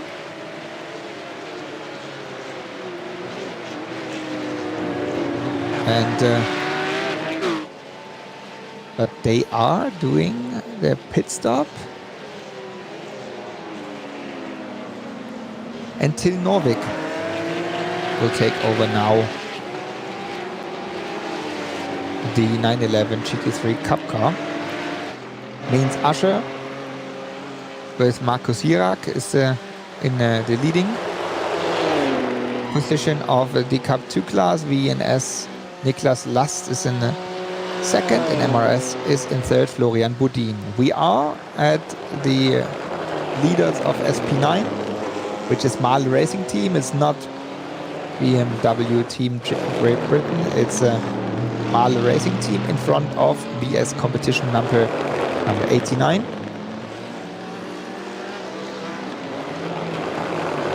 So there, it's still Laurin Heinrich driving that car, but also here the gap of 5.8 seconds is because of an early pit stop of MAHLE. Then in third position we have Williams Esports.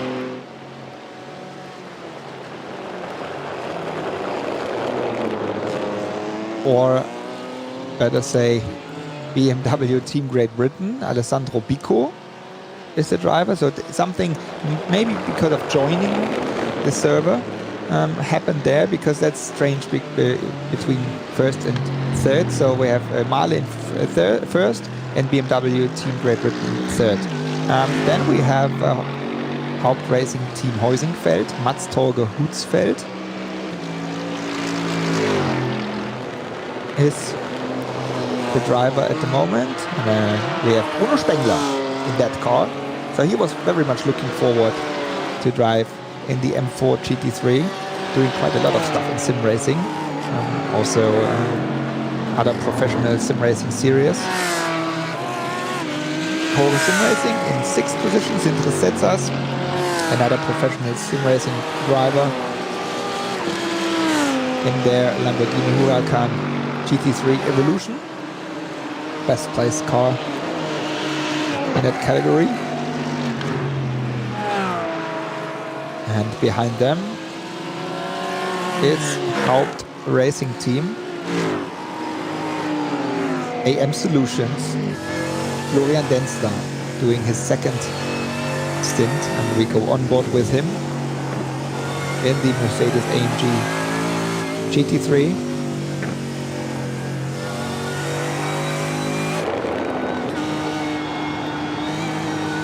And then we have behind them, it's Keep On Racing, RN Vision. Gabriele Piana is the driver, another pro driver for the BMW crew.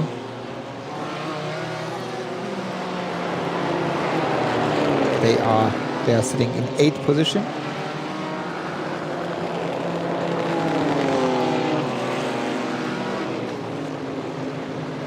Making their way through SP10 class.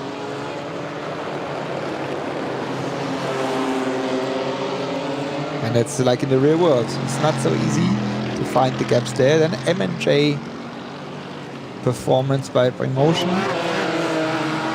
That's at the moment still Jan Philipp Springop at the steering wheel of the Mercedes AMG GT3. Marek Bergmann will take over after him. Schnitzelalm Racing, J-Mo Hertling in 10th position. He will share the car with Marcel Marcevic. Marcel Marcevic will take over for the last stint then. And then we have another entry of Butler Pal Racing or Motorsport, Butler Pal Motorsport. Philipp Hagnauer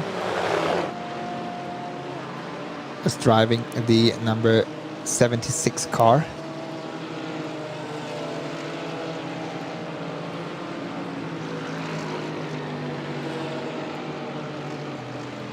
He's sharing the car with Florian Krüger. The next entry is Dürener Motorsport Club e.V., Dominik Spieker in their BMW. In front of Nimas Racecars Esports. Michael Nimas himself is the driver here. And then we have still in that pack in the front without having problems. We have ERC powered by FSP TÜV Rheinland, the Lamborghini Huracan in 14th position, and Andreas Käferlein is the driver there. We see the car here.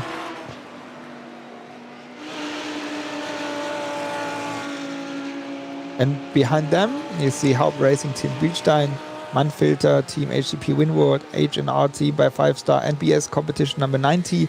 All of them, they are they're having trouble in the past laps, and they are 1 lap behind the leaders, the leading pack. So that's the SP9 class at the moment after almost half of the race. And we go on board with Andreas Käferlein in his Lamborghini.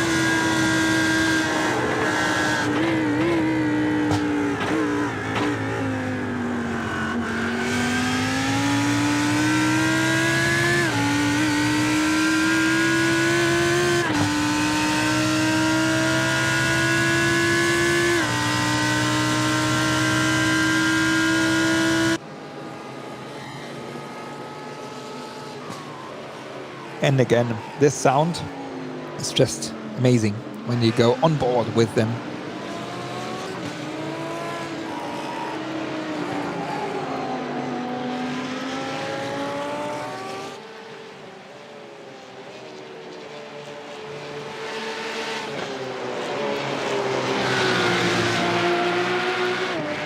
The current standings in Cup 2 class is 3h Racing. Markus Jirak is the driver at the moment, sharing the car with Martin Ascher himself. They are leading since lap number 1, having also pole position. Just here and there, a little change during the lap, but all in all, they are leading since lap number 1.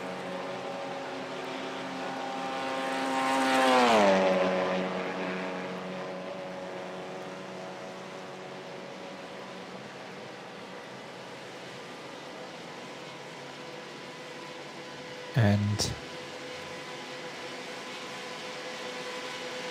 then we have now, see again the fight of we and SE Motorsport and Ascher. Both of them, they are fighting since a couple of laps for first and second position. So Markus Jirak and Niklas Last. Very close fights, action-packed fights, but always fair. And we see clouds coming as we have mostly cloudy weather conditions, which is sometimes not easy for drivers, as the track is also dynamic in track conditions. But here we see that fight, that very nice fight in the Cup 2 class.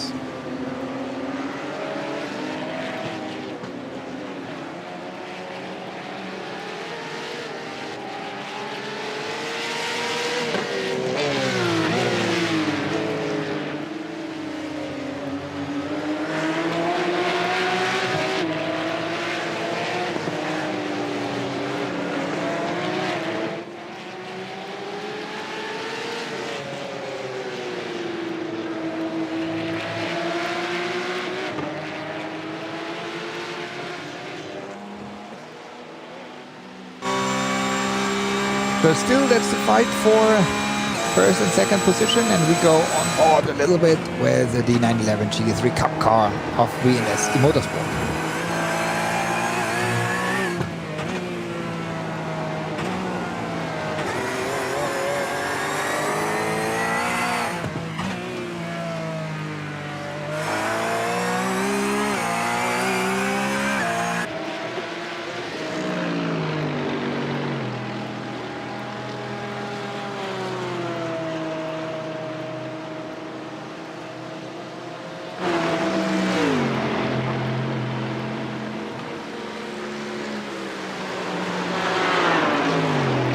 And while we are in or having a focus on the Koche car, we see Marius Golombek sharing the car with Pascal Stix.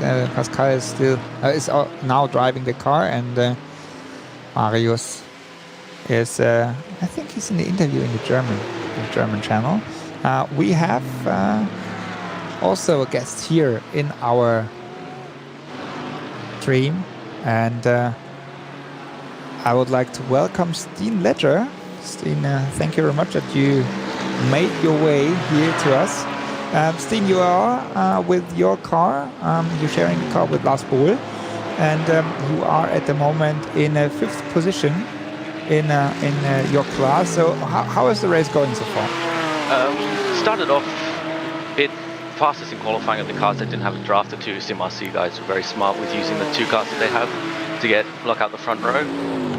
Lap 1, tried to make a move on the SimRC's Pro Sim team, and went around the outside of Schredenkreuz and ended up in the grass. I lost a fair bit of time there, and then later on the collision that very much was poor between us and the SimRC car into Hohenrhein chicane, and I felt there was nothing we could do, but race control says otherwise, so a bit further back than we should be.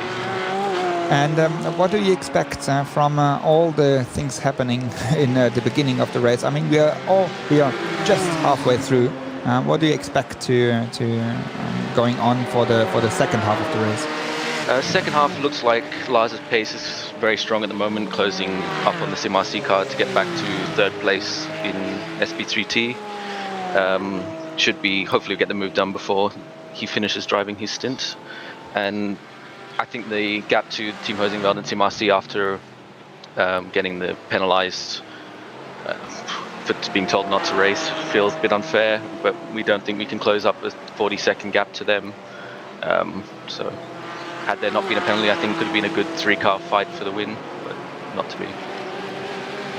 We are also not only halfway through the race here this time, but also halfway through after this race, halfway through the championship and through the calendar. You are still second in the championship, only three points behind the SimR3 guys. So what should be the goal, and what should be the strategy for the rest of the season? Full attack, or what is your opinion about it? I think the SimRC guys, it's very clear they're a tough lot to beat around here. They've got the two drivers very much nailed in with Jürgen and Felix. They're not an easy combination at any track, let alone Nordschleife. I think it'll be tough to catch back up in the championship, just based on the fact that we won't score where we felt we should today. We probably 3rd place, and then I think it's a bit hard to come back, because then we'll end up after this race with a 5-point deficit. It'll be a bit tough to come back in 2 rounds. But I think it'll be a good fight with Hosingveld for second in the championship. I think today, when all 3 cars were in clear air and we're all lapping within half a second of each other, I think it could end up being a good fight in the championship, and it could come down to last round between Hosingveld and us for 2nd place in the points, and maybe last lap overtake into Hohenrhein. What is so special? Because we see in SP3T always so close and action-packed fights. It feels like even more than in all the other classes.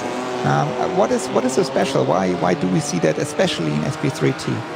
I think in SP3T we've got 3 teams that are very evenly matched in terms of 1-lap pace, where, as I said earlier, we're lapping within half a second of each other around a 9-minute lap time.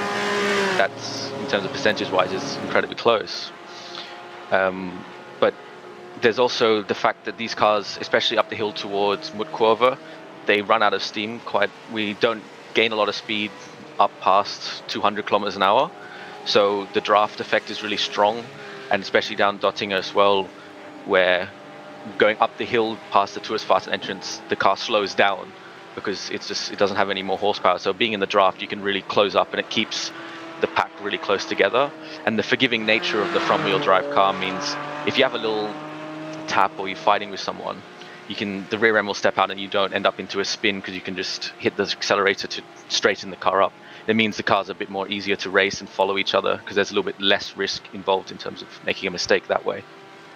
That is quite interesting, and also we love to see the SP3 T class. Coming back to you yourself, next week we have another endurance race, not on the Nordschleife, but at the 24 Daytona. Do you also drive there yourself? Plan would be to, yes. I'm having some struggles with my wheelbase at the moment. We had this in the Saventic race where I had trouble with the wheelbase costing us position in SP3T as well. But probably have a go maybe something a little bit quicker. Okay, thank you very much, Steve, for your visit.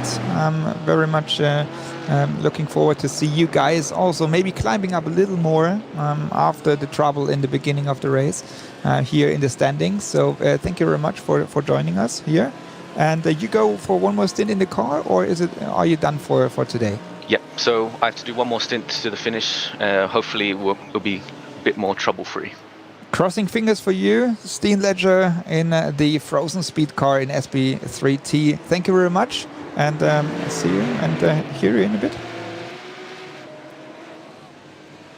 So that was the driver of the Frozen Speed car, and we just continue with our interviews, and there's another guy here in the channel. It's Jan Zendkowski from the Heusingfeld car in SP9. And Jan, I just talked about that a couple laps before.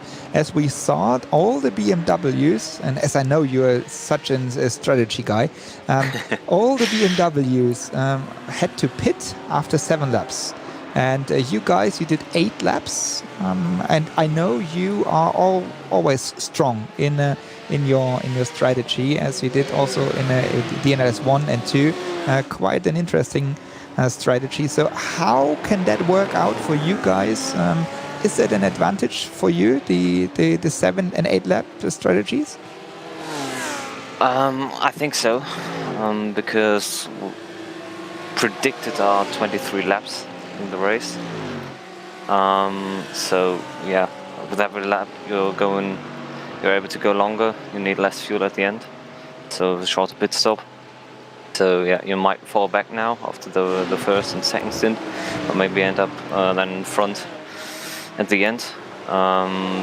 So yeah, it's going to be interesting still, because I think it's just a few seconds that separates us from 22 or 23 laps. So yeah, it depends on the pace. It's let the leaders go from now until the end.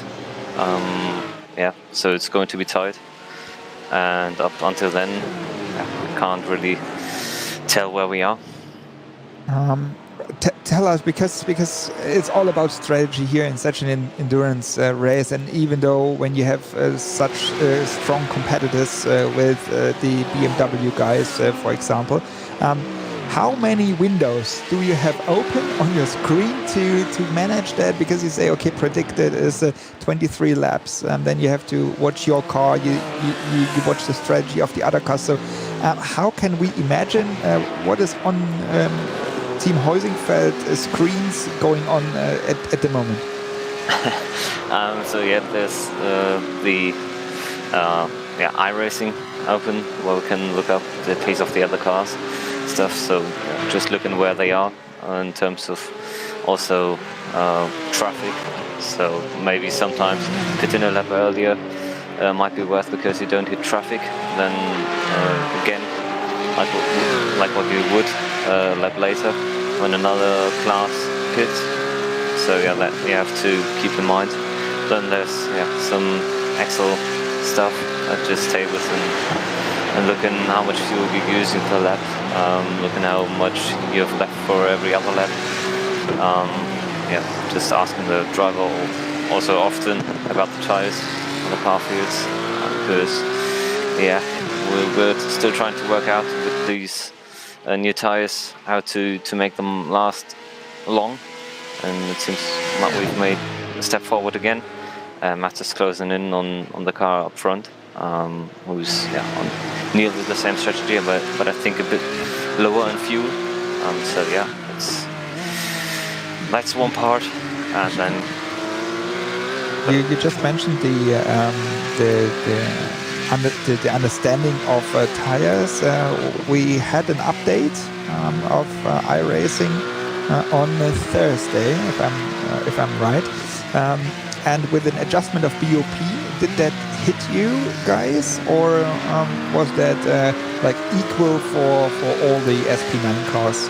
I mean the iRacing general BOP adjustment. Yeah, it was definitely not the same for every car.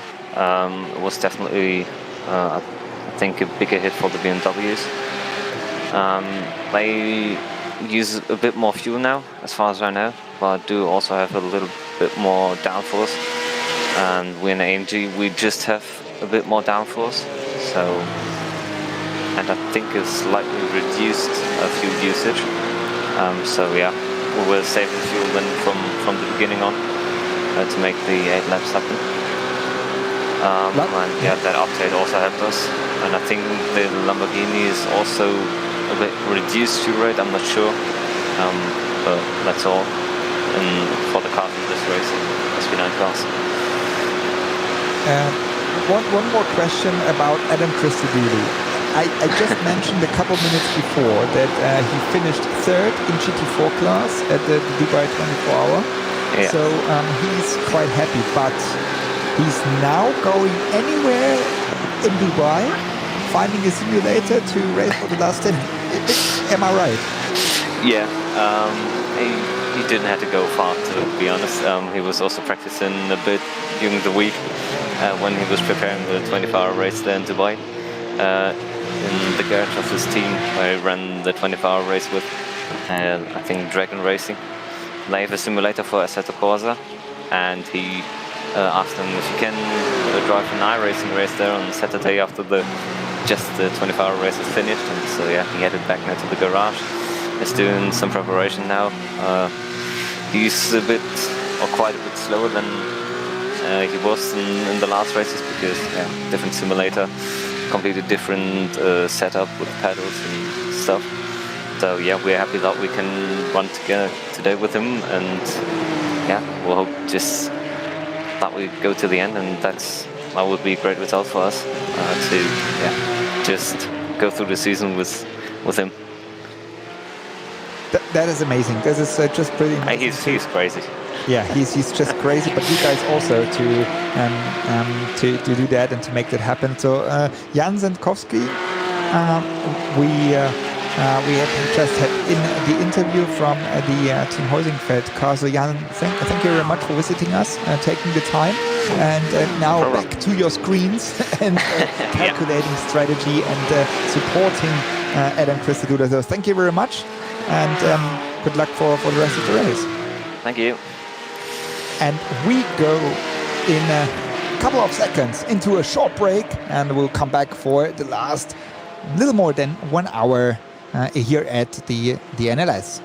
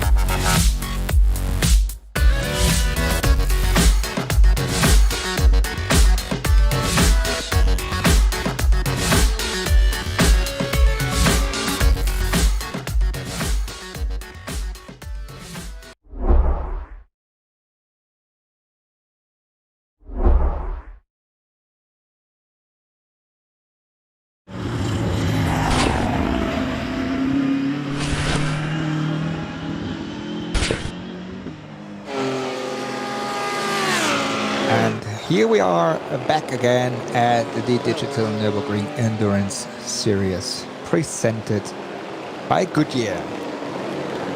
We are in the last 73 minutes of the TÜV Rheinland 3-hour race, and we see the fight for 5th and 6th position. And that's the Core Sim Racing Lamborghini with Haupt Racing Team AM Solutions. Still Sindre Setzers and Florian Denzler driving these cars at the moment. We just heard before the break Jan Zentkovsky. He was guiding us through some strategy points, and also Adam Christodoulou preparing for his last stint from Dubai. And so we are ready for that last hour, waiting for the pit stops, as the BMWs most probably have to come into pit lane after 7 laps, which is in about 4 laps to go. And then we see the Lamborghini and the Mercedes about 1 lap later.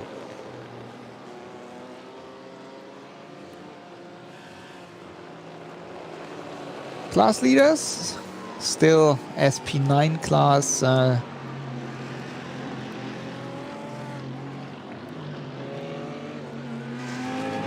Is still MAHLE. In the Cup 2 is 3h Racing. And in then we have Core with Kastix in SP10, and in SP3T it's at the moment Bernina Racing Team.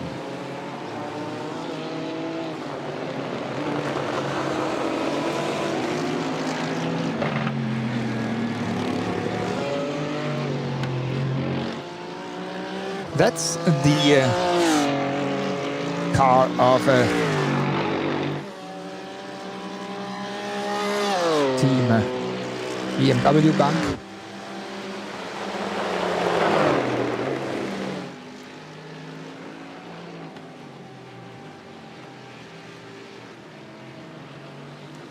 And Bruno Spengler is driving that car.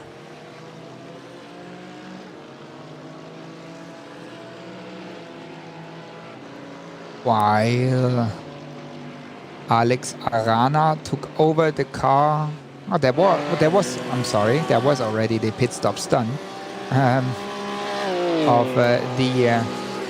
some of the BMWs in MAHLE Racing team. Alex Arana took over the car from Sami Matti-Drogen and Elias Seppanen from Laurin Heinrich. So that's why team BMW Bank is leading. And here we have BS competition number 89. Elias Seppanen in the BMW M4 GT3. Again, they left quite early. They pitted quite early, while Bruno Spengler stays out. And as we heard, Jan Zentkovsky, that car is on the same strategy, so that BMW Bank team is on the same strategy as Heusingfeld, most probably. And they are here. They are the BS competition. They have to come one more time into the pit lane. While maybe I'm just thinking about it. I'm just thinking about the strategy. Maybe Heusingfeld only has to do one more stint. Oh, so one more pit stop. So that is very, very much interesting how that will work out. And while I see MAHLE and BS for sure one more time in the pit lane, I don't see Haupt Racing Team Heusingfeld for more than one time again, while we see here in third position Alex Arana in working in his simulator, in his rig.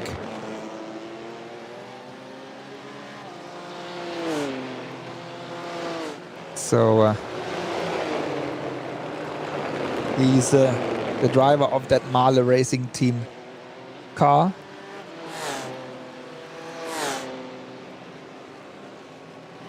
Running in third position. It's quite sweaty, it looks like. To be honest, I couldn't sit there in a hoodie. When I remember I was driving, I was sweating so much, I could almost do it topless.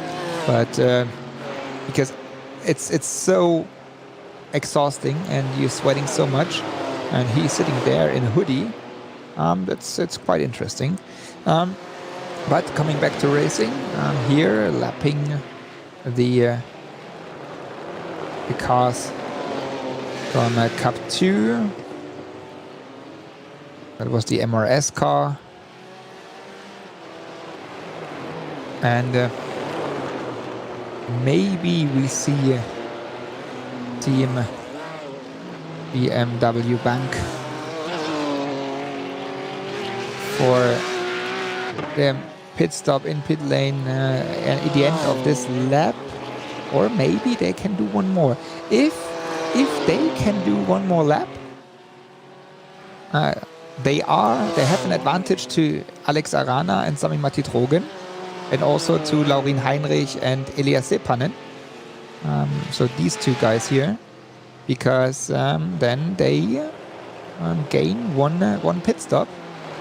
But it's just thinking about it. And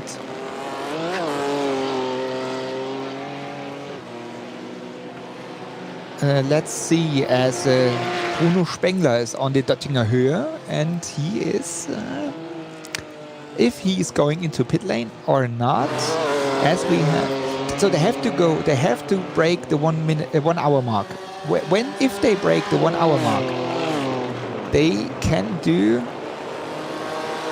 have to do only one more pit stop, or only this one pit stop. Spengler goes to the right hand side. Okay, Spengler goes into pit now. And I think then also Heusingfeld comes into pit now. Heusingfeld stays out. Heusingfeld stays out. And I just can tell you because they just made the move in the standings. And while we are here on that fight for 7th and 8th position, and we just saw that BMW team Great Britain Jesse Groen overtook Gabriele Piana. So now at the moment, just to clarify that, we have Mats Torkels Hutzfeld in front of MAHLE Racing Team Alex Arana, and then we have VS Competition Elias Sepanen. So that's the order right now. And as Team Heusingfeld is doing one more lap, they go under 1 hour, and I think, if I am right, they only have to do one more pit stop in the next lap. And if they do that one more pit stop in the next lap, whoa. Close fight between Krohn and Piana. Piana is doing the same as he is doing in real life racing. So being aggressive and trying to push and put pressure. Now Piana comes into pit lane, while Jesse Krohn stays out. But I think they already done their 2 pit stops. And so yeah, that's gonna be very interesting how that works out for the leading pack. While we are here with BMW Team Great Britain, that's Jesse Krohn and Alessandro Vico.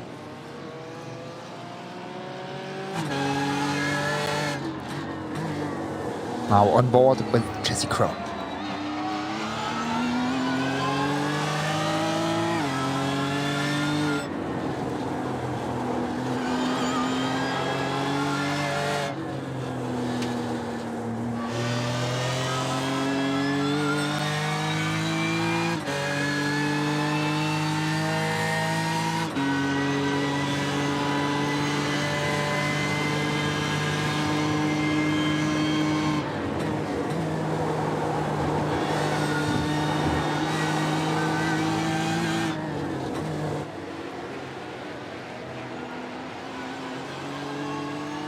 And Jesse Krohn, he is having a special ambient light in his room.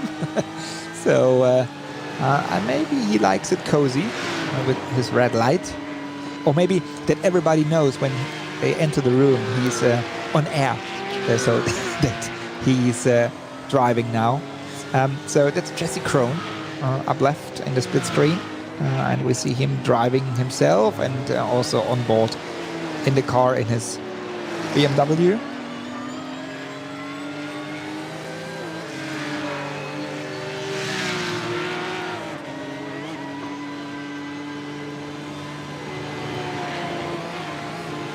And they are running, as you can see, 6th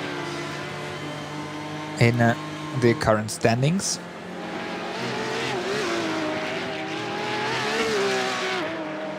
And that's the fight with the Frozen Speed car. We just had Steen Ledger in the interview with us. And it's the SP3T class, 3rd and 4th. So Sim RC, Marvin Strehl and Lars Bohl. Lars Bohl tries now to make the move at area Kaiserslautern-Klostertal. And he can make the pass. Now Frozen Speed in 3rd position. Here we go. Rear camera. Having a closer look to Sim RC. Marvin Strehl and his Audi RS3 LMS.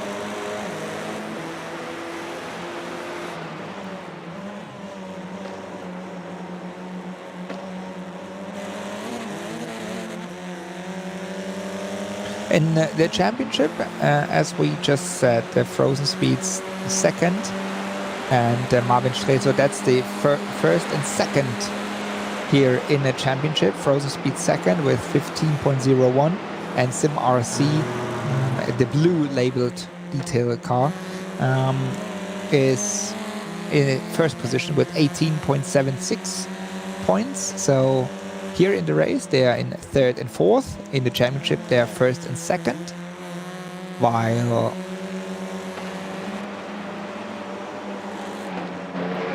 no, I'm wrong, sorry, Jürgen Frank, sorry, that's the other car, sorry, that's the sister car. So the red labeled car, it's the leading pack, it's the leading car in the championship. Frozen Speed second, but here the Pro Sim, so the Sim RC Pro Sim, and they are in fourth position in the championship.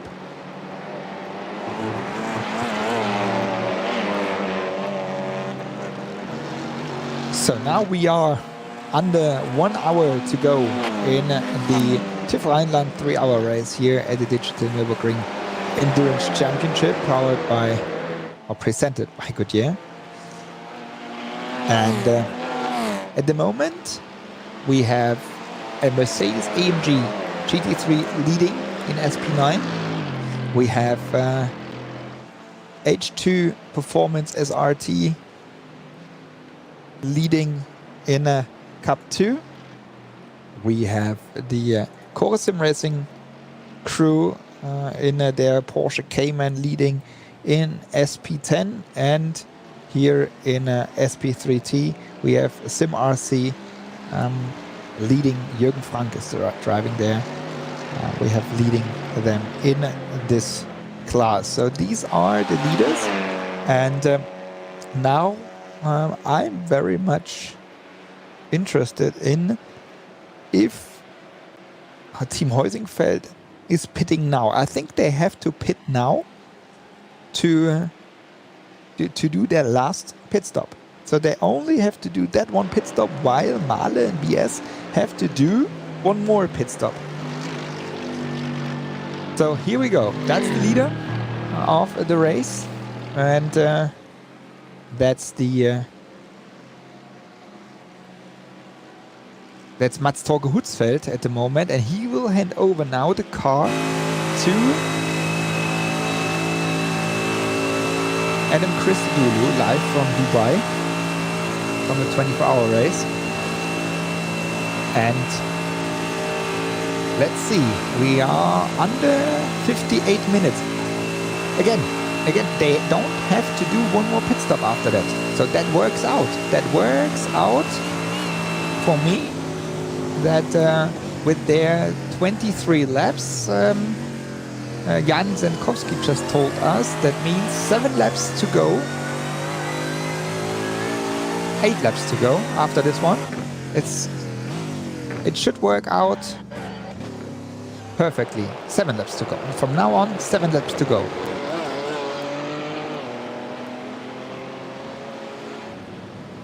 Here we go. MAHLE Racing Team.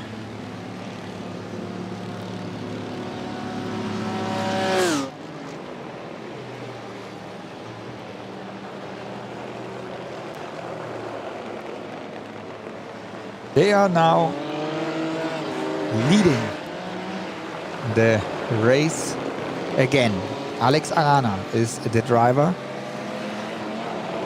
And second now, Elias Sepanen, PS Competition.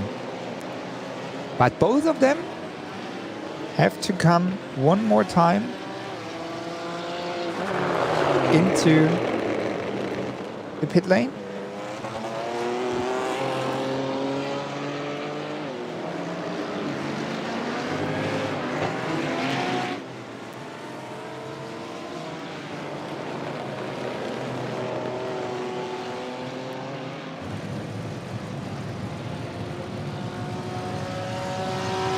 And here we see that is a Team BMW Bank.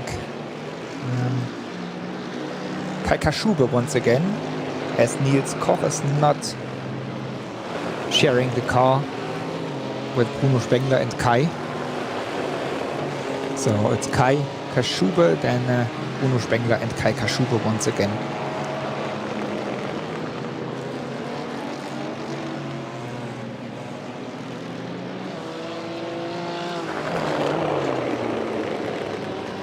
At the moment, everything seems a little settled. Now it's all up to the strategy, and we just have to wait another 55 minutes to see if that works out for the Team Heusingfeld, Adam Christodoulou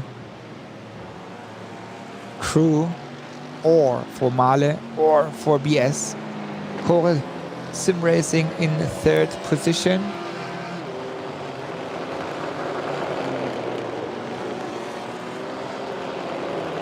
Also having done their pit stop, I think. Yeah, they have to. Or maybe they were out for even one more lap. Maybe also Core Sim Racing is playing a major role. Not only this car, Adam Christodoulou again from Dubai, in a simulator he just borrowed, and or is it also Core Sim Racing in their Lamborghini, having a chance to win the race because of strategy?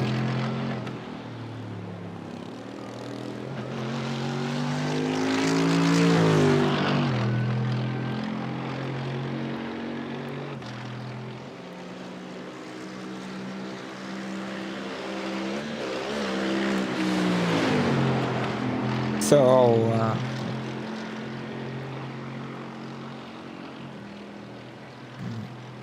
Hauptracing Team Heusingfeld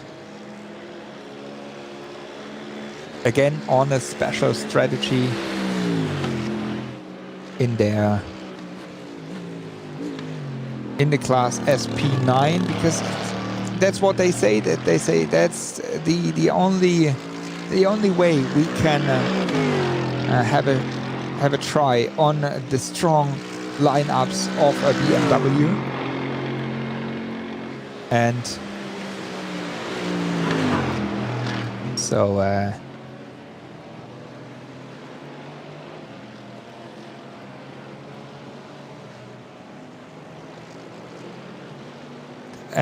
so that's why they do such strategies, and they really work out. They sit every day and work and having a look on the data to know exactly what strategy they can do. So, and maybe that works out once again.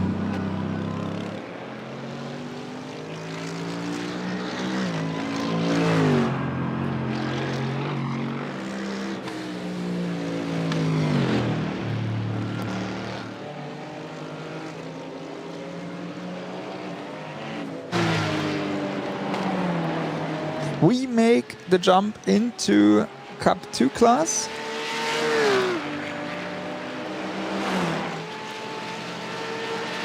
And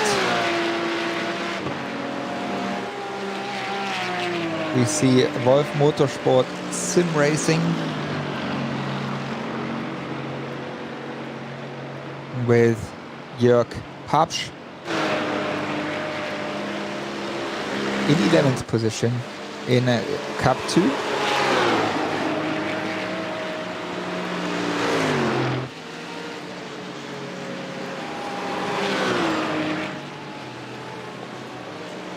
And I just got the confirmation from one of the drivers, of the leading drivers. I'm just trying to figure out what is going on, and they say it's gonna be very close if they do one more or less lap.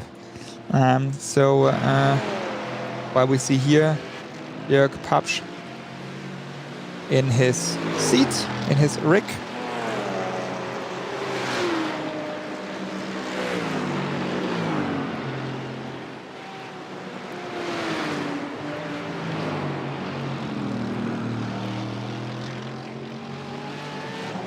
And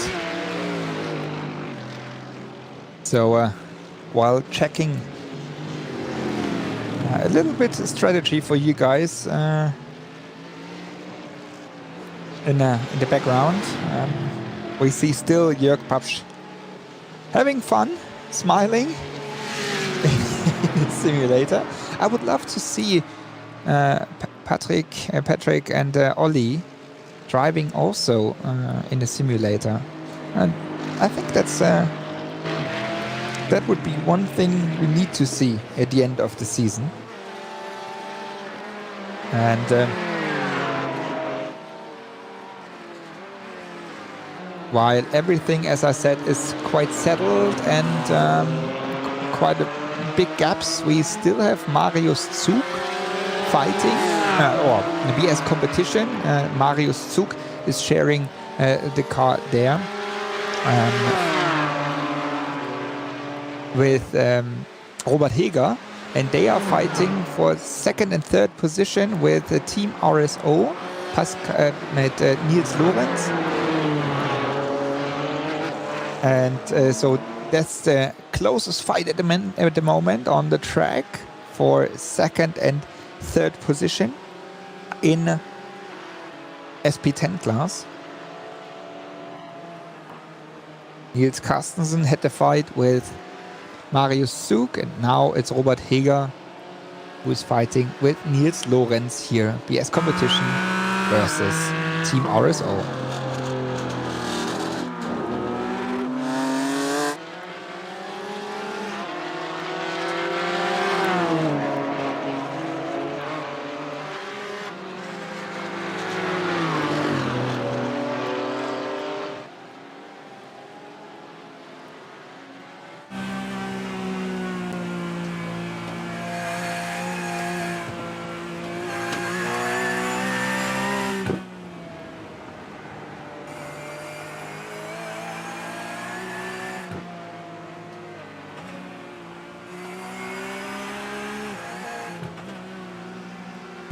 So we see Mark Henrizzi driving in the 911 Cup car, and see him in split screen also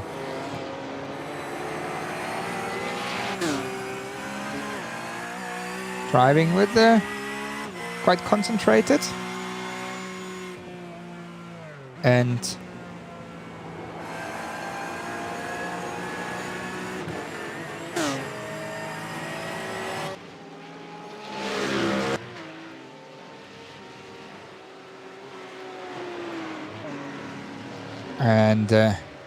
there we see him on track as well.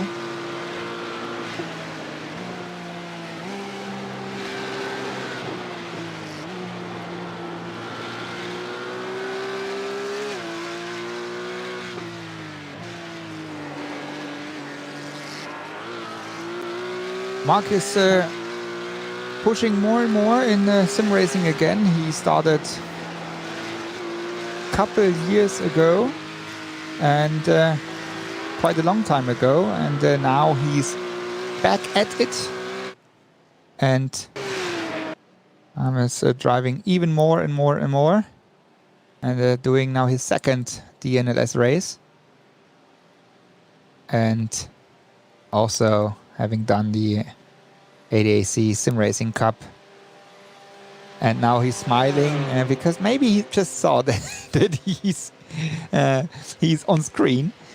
Maybe that's why he is looking there and looking fully concentrated and looking very much professional, Mark. And yeah, so that's in a Cup 2 class. They are in Cup 2 class in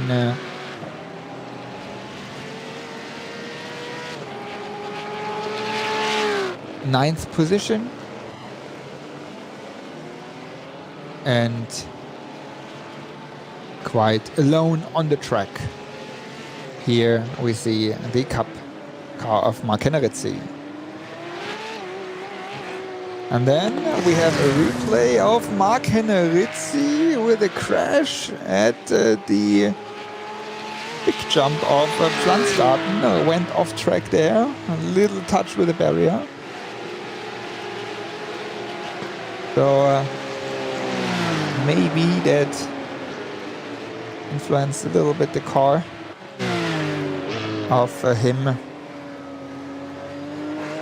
We see here on the right hand side, we see a little damage as well.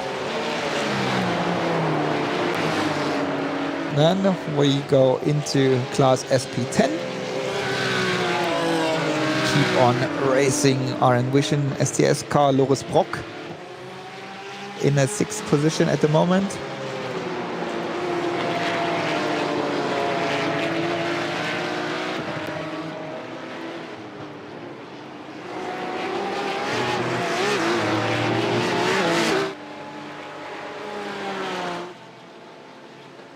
And that's the leader of Cup 2 class, while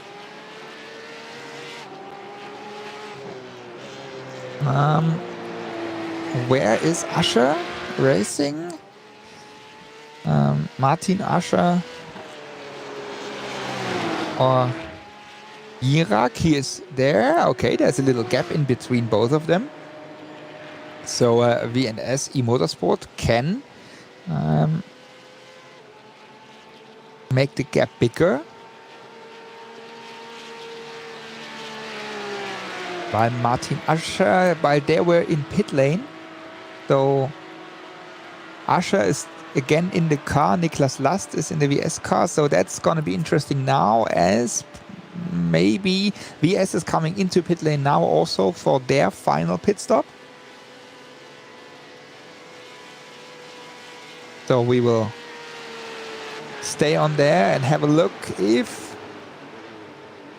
Niklas Last is coming into pit lane now for their final pit stop, and then we see where they will end up. So he goes to the right hand side. Yes, pit stop now for V&S eMotorsport by H2P. And now let's see where he will end up, and in the close fight with Ascher Racing, Martin Ascher himself. Butler Pal is second, but they have to come now into pit lane, I think, till Norweg, or they have to do one more pit stop. Now they do the pit stop, correct? So next one is Sim RC Cup 2, Simon Grossmann, but they are not in the fight of the top runners. That's that car here, Simon Grossmann. And Ascher Racing, that's the car we are waiting for. Here we go, Sim RC, Simon Grossmann comes into pit lane. And H2 Performance SRT most probably is coming to pit lane as well. No, they stay out. H2 Performance taking over the lead now, but I guess they have to come one more time into pit lane. So here we go. There's Ascher coming, and there's VNS. There is VNS. Here we see Ascher, and VNS is coming out of pit lane, and that's the fight for the championship, for the victory of the race. That's these two cars. They are fighting for the win. As while H2 Performance SRT is not in that fight, I guess, because they have to come into pit lane one more time. And so that's gonna be very close. Now in the VNS car is again Dennis Aras Fabri. We see him here. Maybe there's still some stuff from Christmas, I guess, behind him. And fully concentrated. Dennis Aras Fabri in his cup car, and he has having a look into the mirror, see Martin Ascher, and he knows how to fight with him, because that was the fight in the beginning of the race as well. And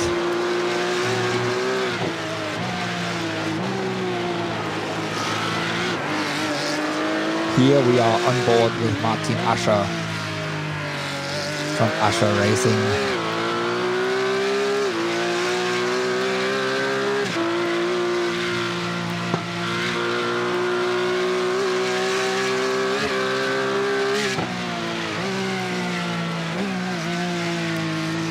So now that's gonna be very, very much interesting how they will fight.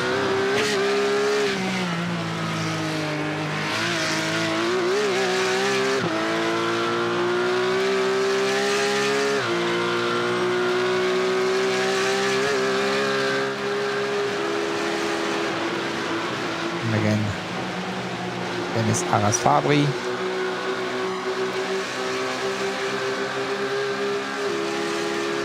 And his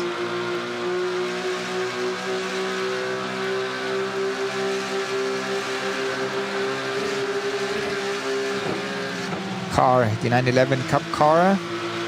Just checking if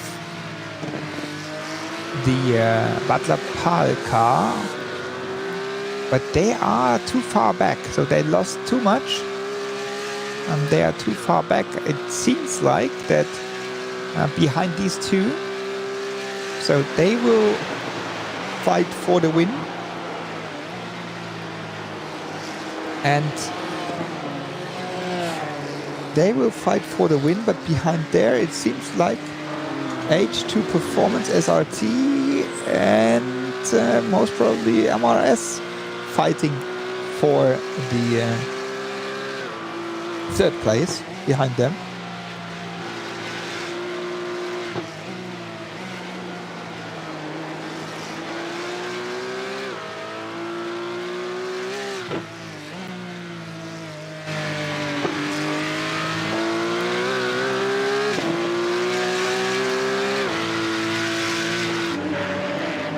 I will see here very nice onboards of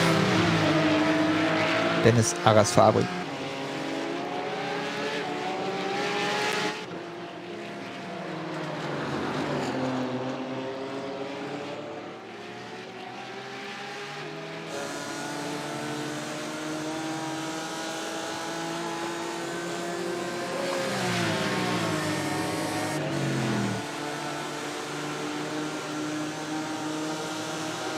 Screen to SP10 class, and we see BS competition, Robert Heger and RN Vision.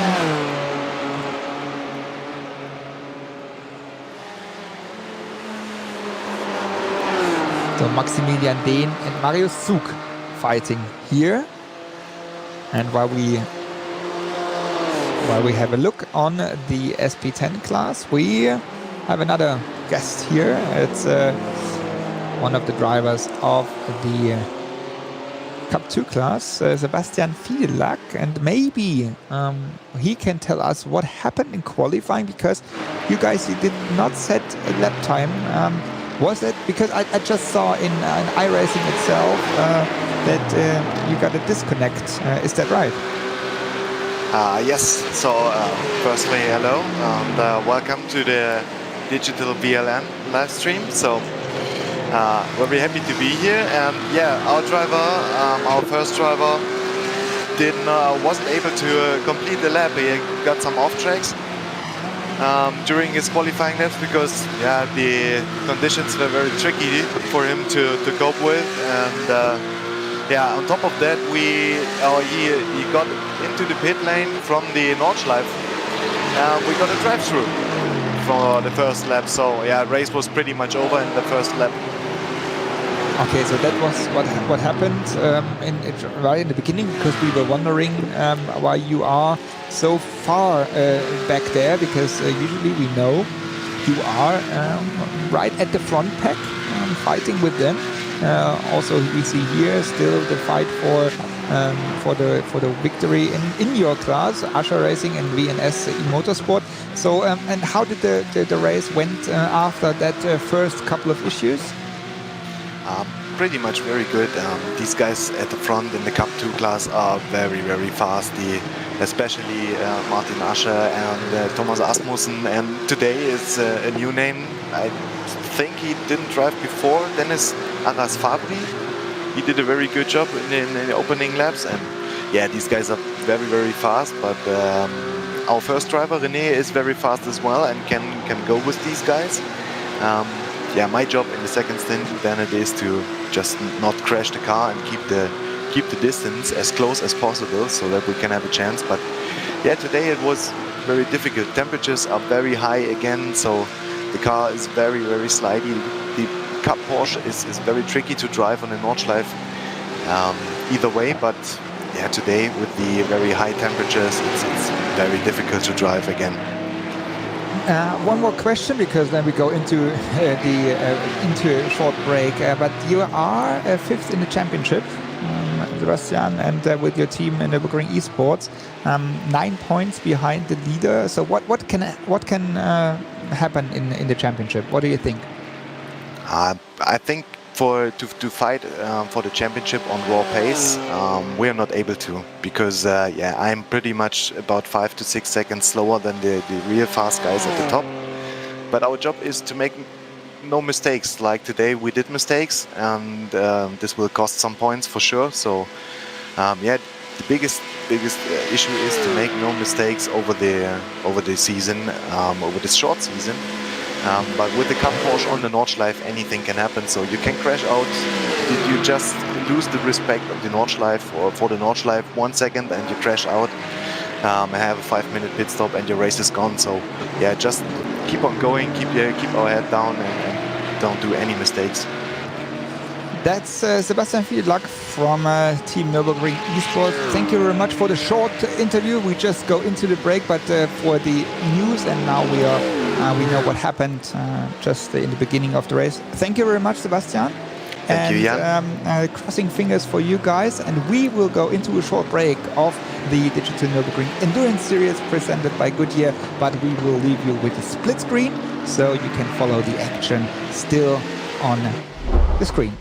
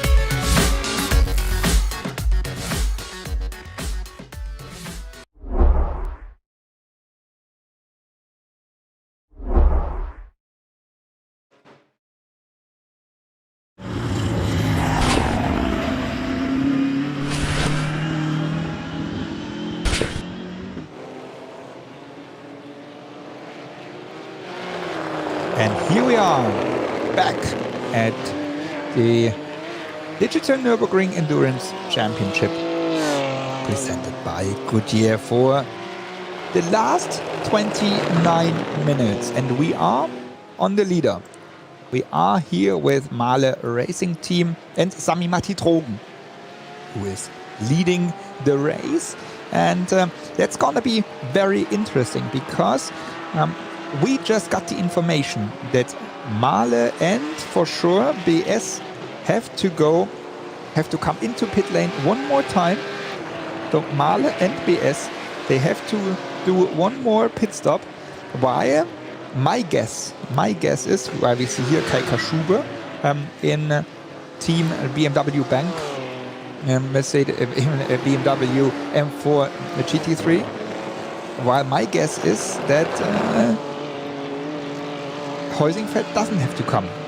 Here they have to. BS, they have to come into pit lane one more time as well. They are in third position, 17 seconds behind, and that's the Heusingfeld car with Adam Christodoulou now at the steering wheel.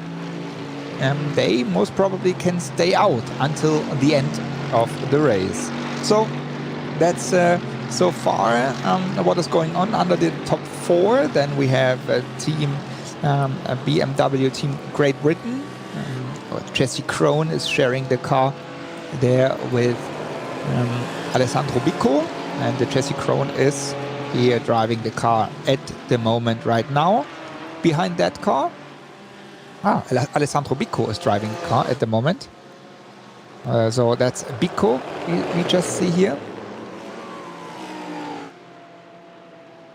And he is driving that BMW M4 GT3.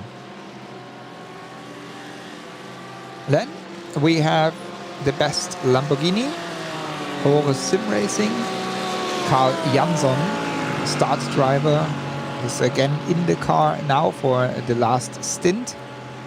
And most probably also they, or he, we see him here, he can stay out as well. So that's gonna be very interesting, strategy-wise.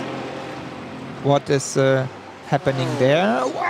Crash! Live crash of the Mercedes AMG GT3 of the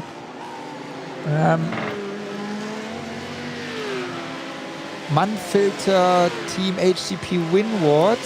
Marvin Dienst is the driver there, so he just lost the car there in that fast left-hander. So,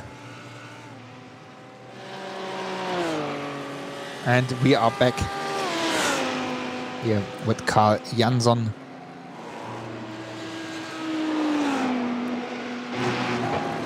In his core Lamborghini. So that's what is going on in SP9 at the moment. 25 minutes and 40 seconds left in this TÜV Rheinland 3-hour race.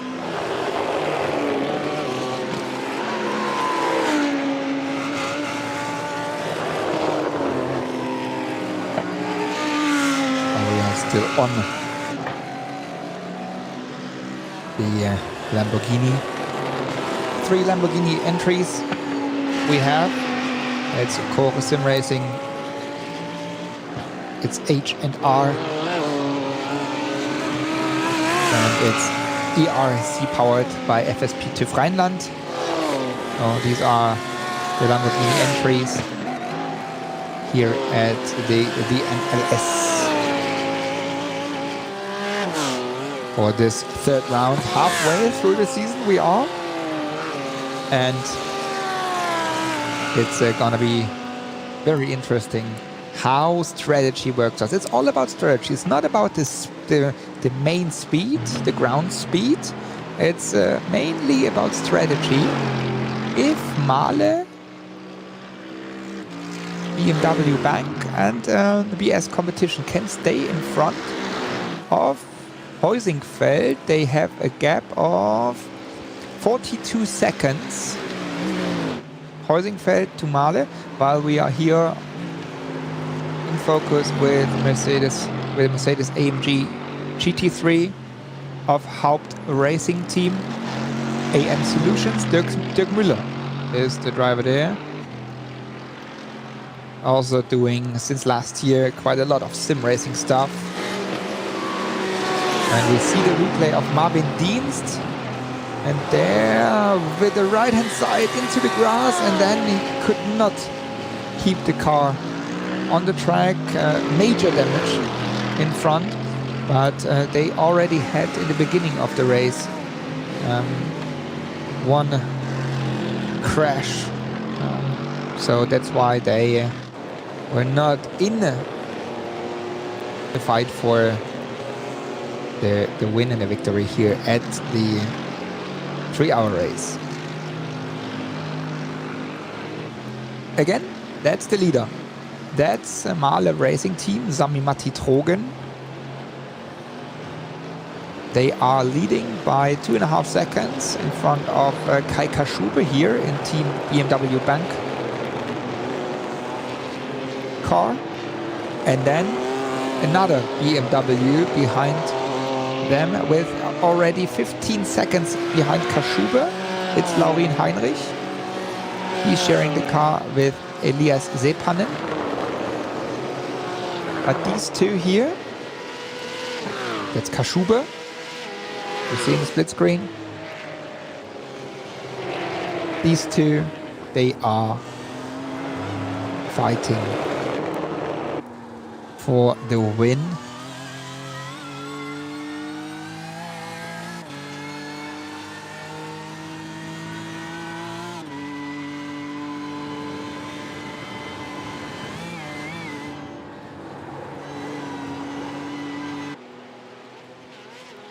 And Kaschube is pushing hard. Last lap time 2 seconds faster, 2.5 seconds faster than Sami Matti Trogen.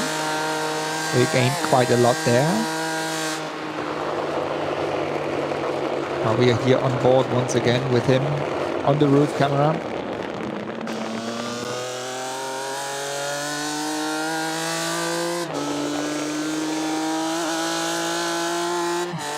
And we go down into Fuchsröhre. From the outside and now into Adenauer Forst. Nice cameras here. You can see how fast they go through that area here at Adenauer Forst. Stay away of the curbs on the outside. You can use them.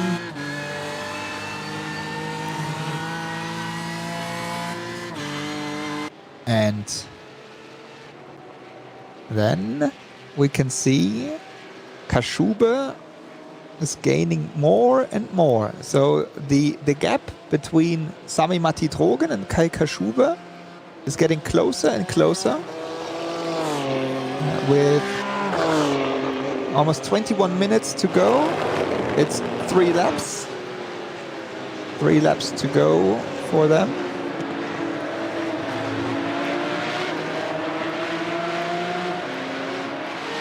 And we switch into Cup 2 class here, V&S E-Motorsport. Dennis Aras Fabri still in front of Martin Ascher. In between, right before our break, they changed positions. But now, again, Aras Fabri in front of Ascher. H2 Performance SRT, Thomas Asmussen, he's in front of both of them. But now I'm very much wondering if maybe because of also here strategy, we could make the move without we saw that. So that's interesting. So at the moment it's H2 Performance SRT, Thomas Asmussen in front of V&S E-Motorsport by H2 P. Dennis Aras Fabri and Martin Ascher for Ascher Racing. That's the top 3 in Cup 2 class. Split screen still MAHLE versus Team BMW Bank. 1.7 seconds only the gap now.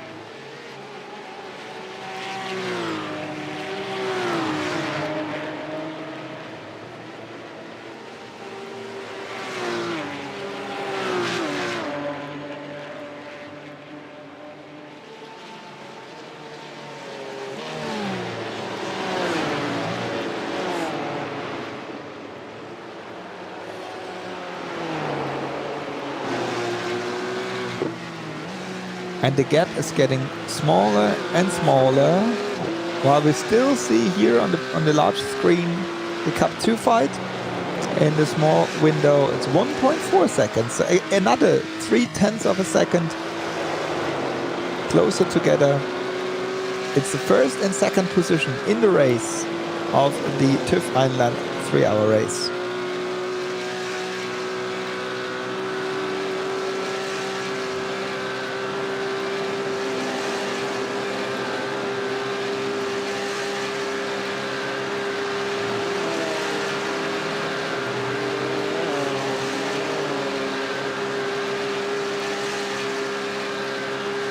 So here they come in Cup 2 class, and it looks like that we only have 2 laps to go. It's gonna be very, very close.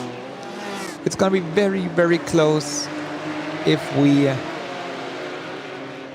see them for 2 more or 3 more laps.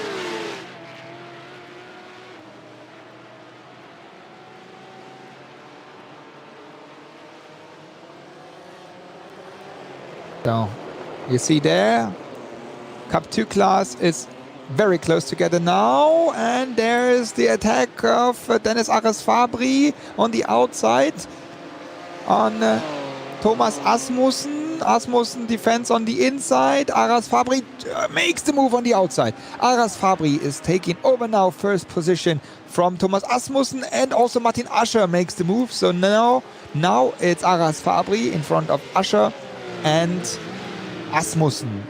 That's the top 3 in Cup 2 class.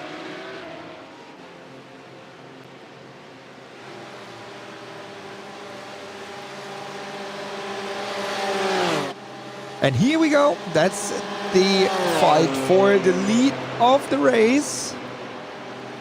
Sami Matti Drogen in the MAHLE Racing Team BMW in front of Kaika Schube. And now we probably see the attack. And 16 minutes and 15 seconds. 16 minutes and 15 seconds means we go for another 3 laps. 3 laps we go. And that means the calculation of Heusingfeld was probably right. We are in lap, we finished lap 20. And now it's just a couple of seconds which decide whether we go 1 more lap or 1 lap less.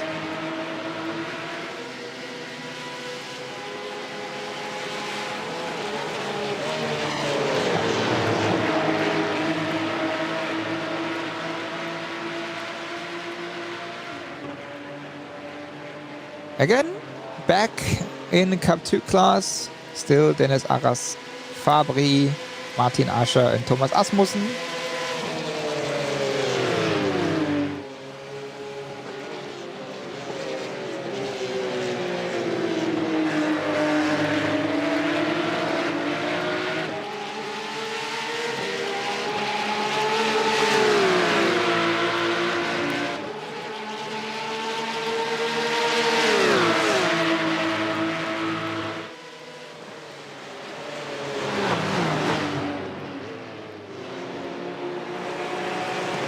Ascher is still waiting for a chance to make the move on the 911 Cup car of Ares Fabri from W&S Motorsports.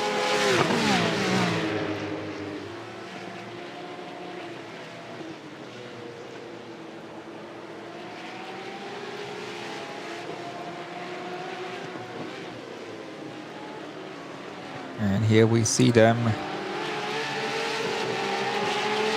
very close to it. That's the top 3. Again, that's top 3 in the Cup 2 class.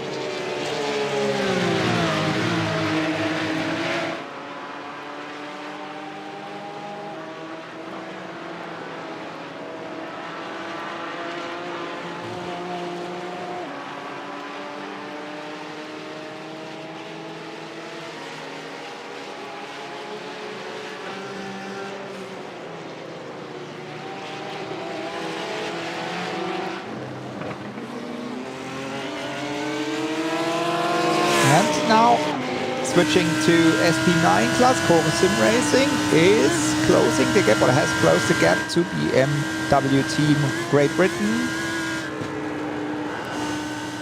Alessandro Bico is the driver in the BMW, and that guy here, Carl Jansson, is the driver in the Lamborghini.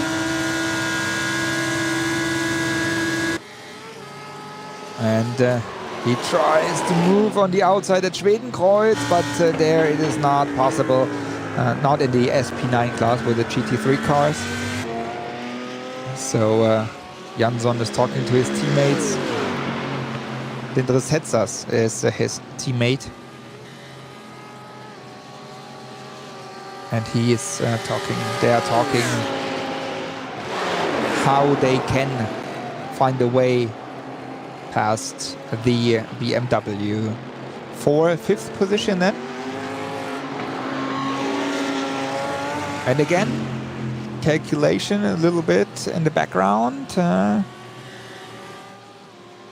We should see the 2 BMWs in front, or mainly number 4 and 89, so MAHLE and BS, in the pit lane after this lap.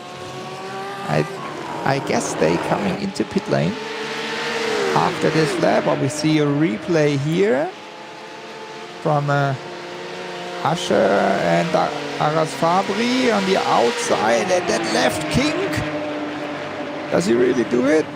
On the outside, and Asher goes wide onto the grass, but he makes the move.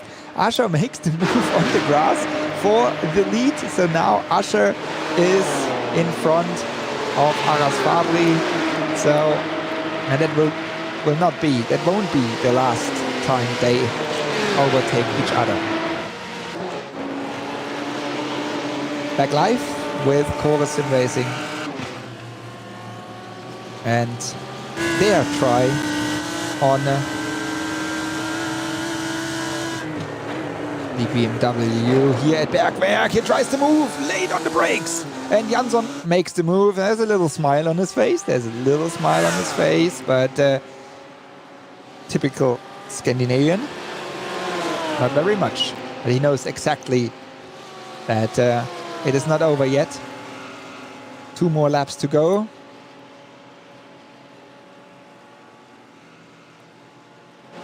So now it's Alessandro Bico putting pressure on Jansson.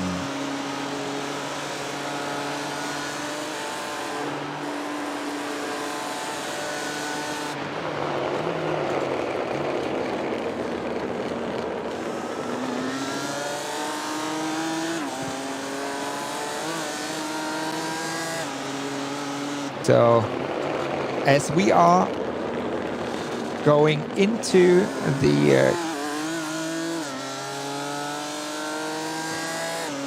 carousel and around the carousel,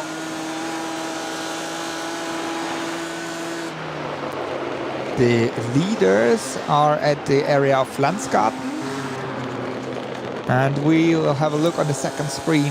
So I'll have here a look on my data screen if they go into pit lane or not.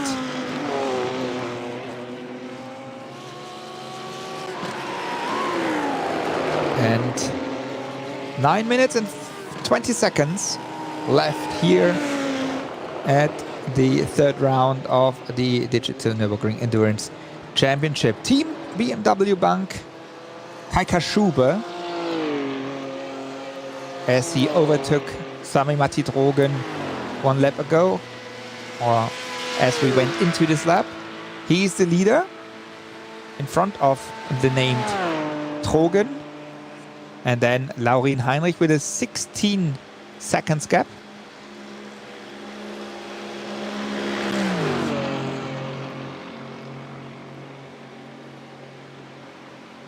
So we should see Heinrich there. Heinrich is at the Audi bridge, while we see here at Antonius Bucher is Kaschube.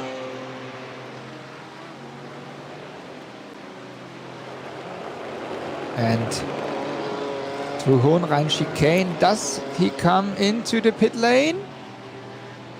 No. He stays out. He stays out for one more lap. He stays out. Also, MAHLE Racing Team stays out for one more lap. That will be a close call. That will be a very close call. While we see here the car of the Lamborghini Huracan GT3 Evolution of ERC powered by FSP TÜV Rheinland. Max Muntermann is the driver, and in front of their car, that's the quite heavily damaged Mercedes-AMG GT3 of Unfilter HTP Winward.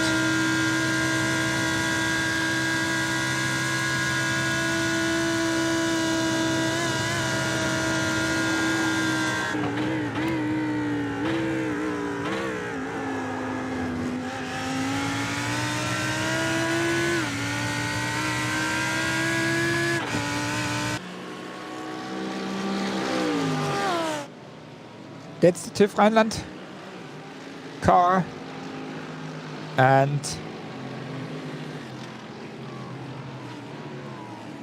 as we are driving with them, we are having a look in the other classes. Again, everything seems settled so far. Cup 2 is still fighting.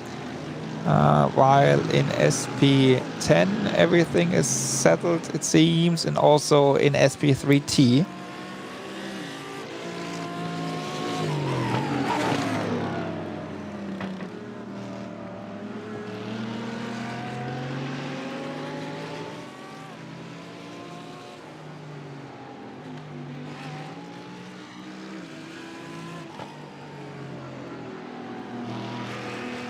Max Muntermann is closing the gap to Marvin Dienst with his damaged car.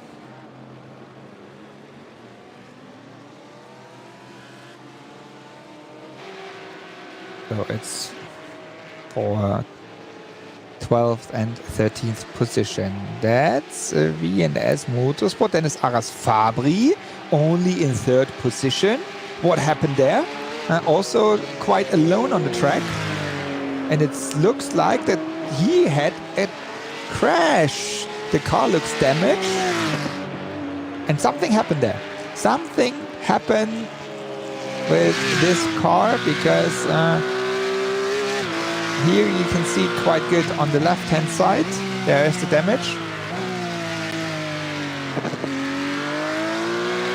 And something happened to Dennis Aras Fabri, because he was in the fight with Martin Ascher. And Aras Fabri looks also quite exhausting.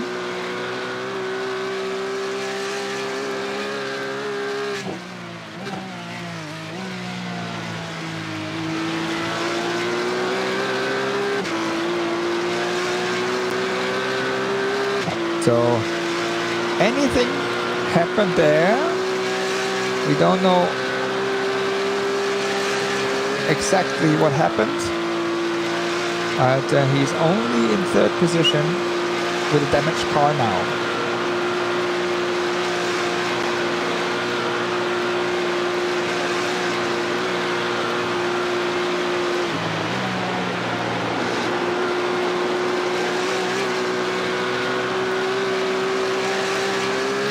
Okay, again, having a look to the front runners while we are still on Dennis Aras Fabri.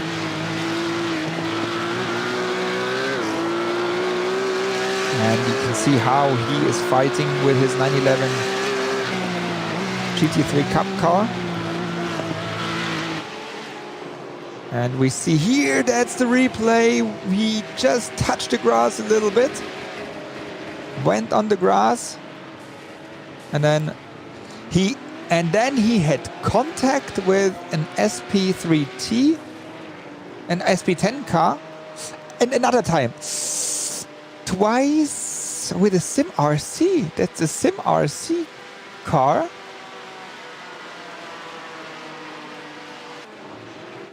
Oh, whoa, whoa. I think race control doesn't really like to see that.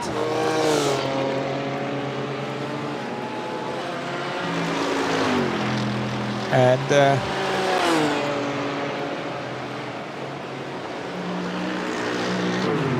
maybe, and if I see it right, number 228 gets a drive-through penalty for unsafe rejoin with collision. So again, just to inform you, we see the third positioned car in Cup 2 within a penalty, while we are here with Team BMW Bank.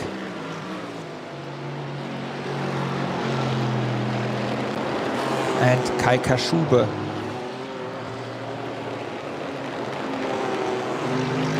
In the area of Ice Corner. But does it last with their fuel capacity? Or do they have to come one more time into pit lane?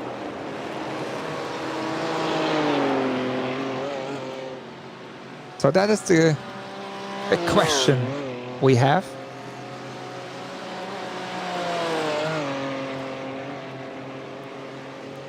While Heinrich is losing time in third position. So at the moment it's Kaschube who is the fastest. Last lap 8 minutes 1 second, 0.806. Sami Matitrogen 8 minutes 4.407. Laurin Heinrich 8 minutes 3 seconds, 0.574. Here we see again the BMW.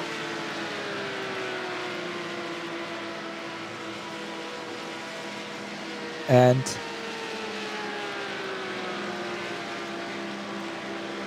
he's lapping the Schnitzelalm car on 11th position.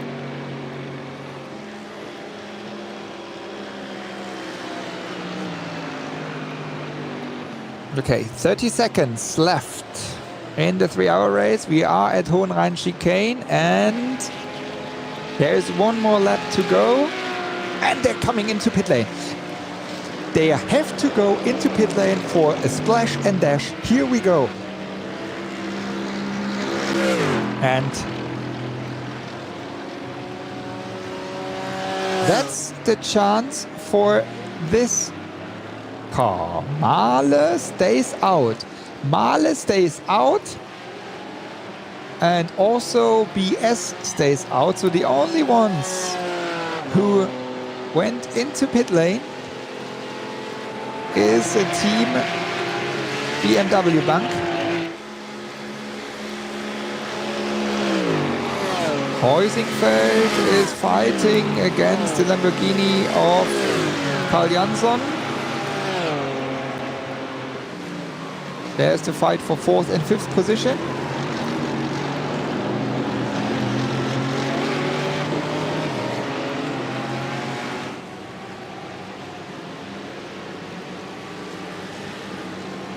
And here they are, slipstream a little bit of the SP10 car of Keep on Racing, and now Adam Christodoulou defending on the inside of turn number 1. On the outside is Karl Jansson.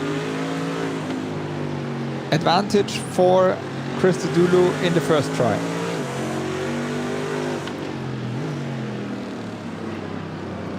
We are in the final lap. We are in the final lap of the TÜV Rheinland 3-hour race. And we see the fight for the 4th and 5th in SP9 class. And here we go. There we saw the little touch from Carl Jansson against Adam Christodoulou. He almost spun Christodoulou around, and then also a little damage on Christodoulou's car. So Christodoulou went from 4th to 6th, as also BMW team Great Britain Alessandro Bicco went through. So let's see if anything happens from race control because of this incident.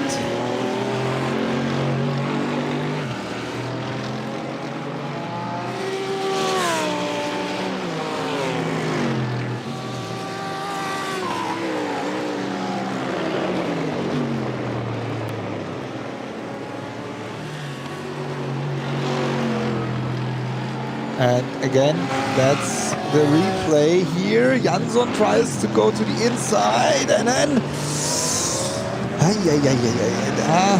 he tries to make the move, but to be honest, a real gap wasn't there.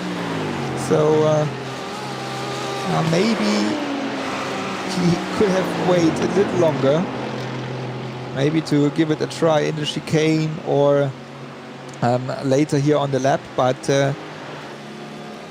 there he just spun Adam Christodoulou around.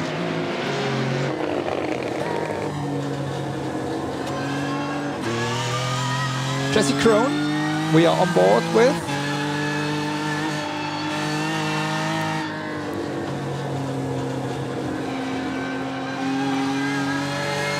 I better say Sami Matti Trogen in MAHLE Racing Team BMW M4 GT3.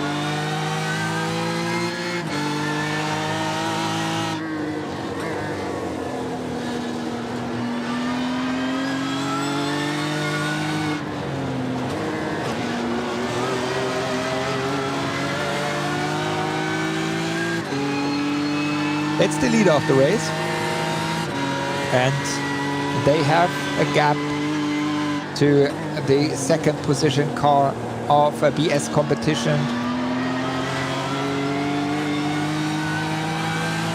of about 20 seconds, a little more than 20 seconds. And then in third position is Team BMW Bank. Core Sim Racing with a Lamborghini in fourth, and another BMW in fifth position. Again here, that's Christodoulou putting pressure on that fifth position BMW. Adam Christodoulou in his Mercedes AMG GT3.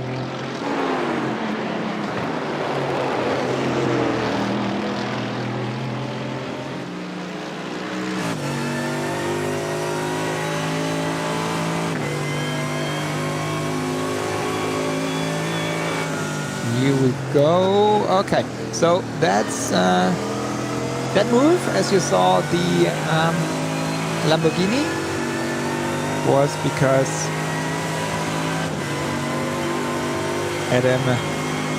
of that touch, because Carl Jansson had to change position with Adam Christodoulou. That was the information from race control, and now we see here Alessandro Bicco is now in fourth position.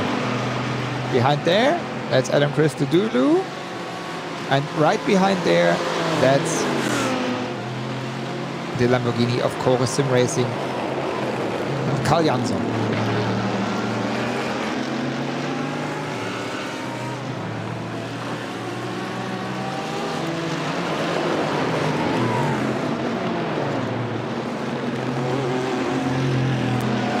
We are at Carousel. The leader is in a Pflanzgarten. So we are once again in the last lap, as you can see. And that's the fight here for fifth and sixth position between Haupt Racing Team Heusingfeld and Core Sim Racing. And drivers, it's Adam Christodoulou and Carl Jansson.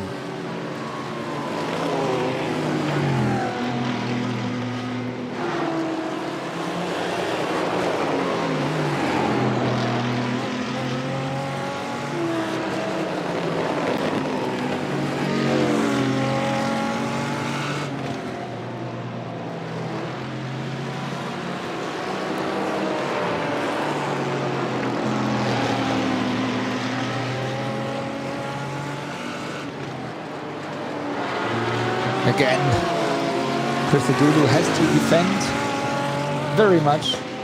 Also because of his damage in the front. There's the flow around the car is lost, so there's much more drag. That's a chance for Jansson as well as the lapping cars.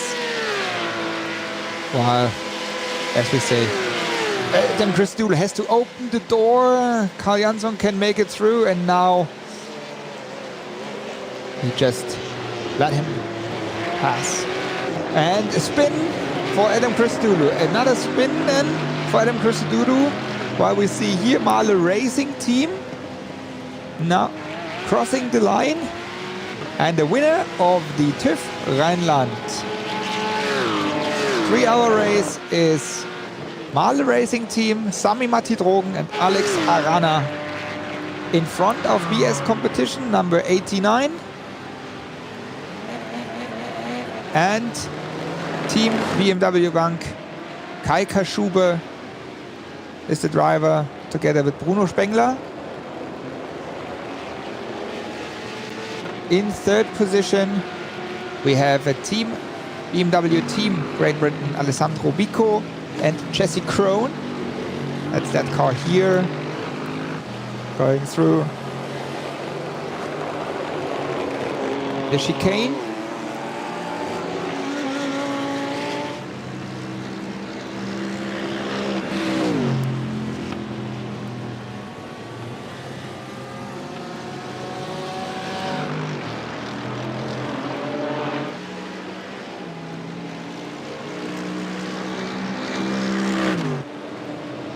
Adam Christodoulou just crossed the line and in sixth position.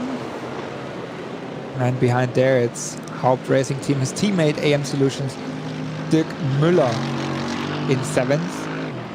Sharing the car with Florian Denzler. Here we can see Dirk Müller in seventh.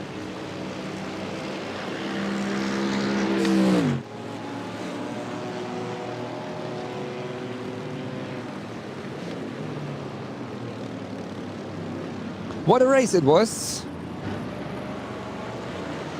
It looked like that it will be decided by strategy, but a lot of fuel saving made the way for another victory of MAHLE Racing Team after pole position in the last race and a little bit of bad luck. Now they are winner of the third round of the DNLS here. That's the leader of SP3T. Sim RC is the team. And Felix Luding is the driver. And he's sharing the car with Jürgen Frank.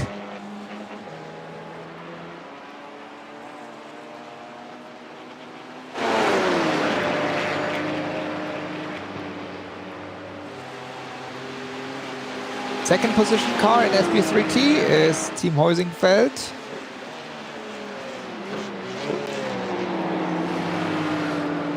And that's Patrick Kubinci und Marcel T. together with Sven Klatzel and Michael Schöttler. And Steen Ledger from Frozen Speed we had in the interview. They are in third position together with Lars Bohl. He is driving here the Audi RS3 LMS.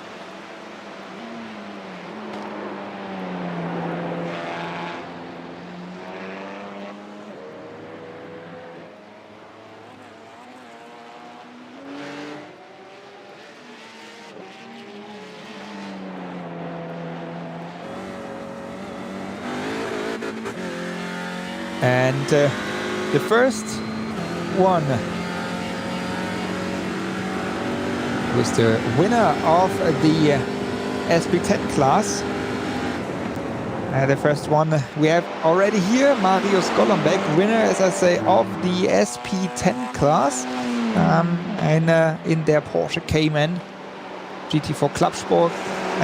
Marius, congratulations first of all. And how was the race for you guys? Thanks, Jan. Yeah, perfect race, to be honest. Happened so fast. I mean, it just takes a little mistake from the BMW guys in the first stint, and then you get one chance to kind of break away, and it just worked perfectly. Car was great all day, despite having more kilos than ever, so the BOP just keeps hitting us. But everything worked perfectly today.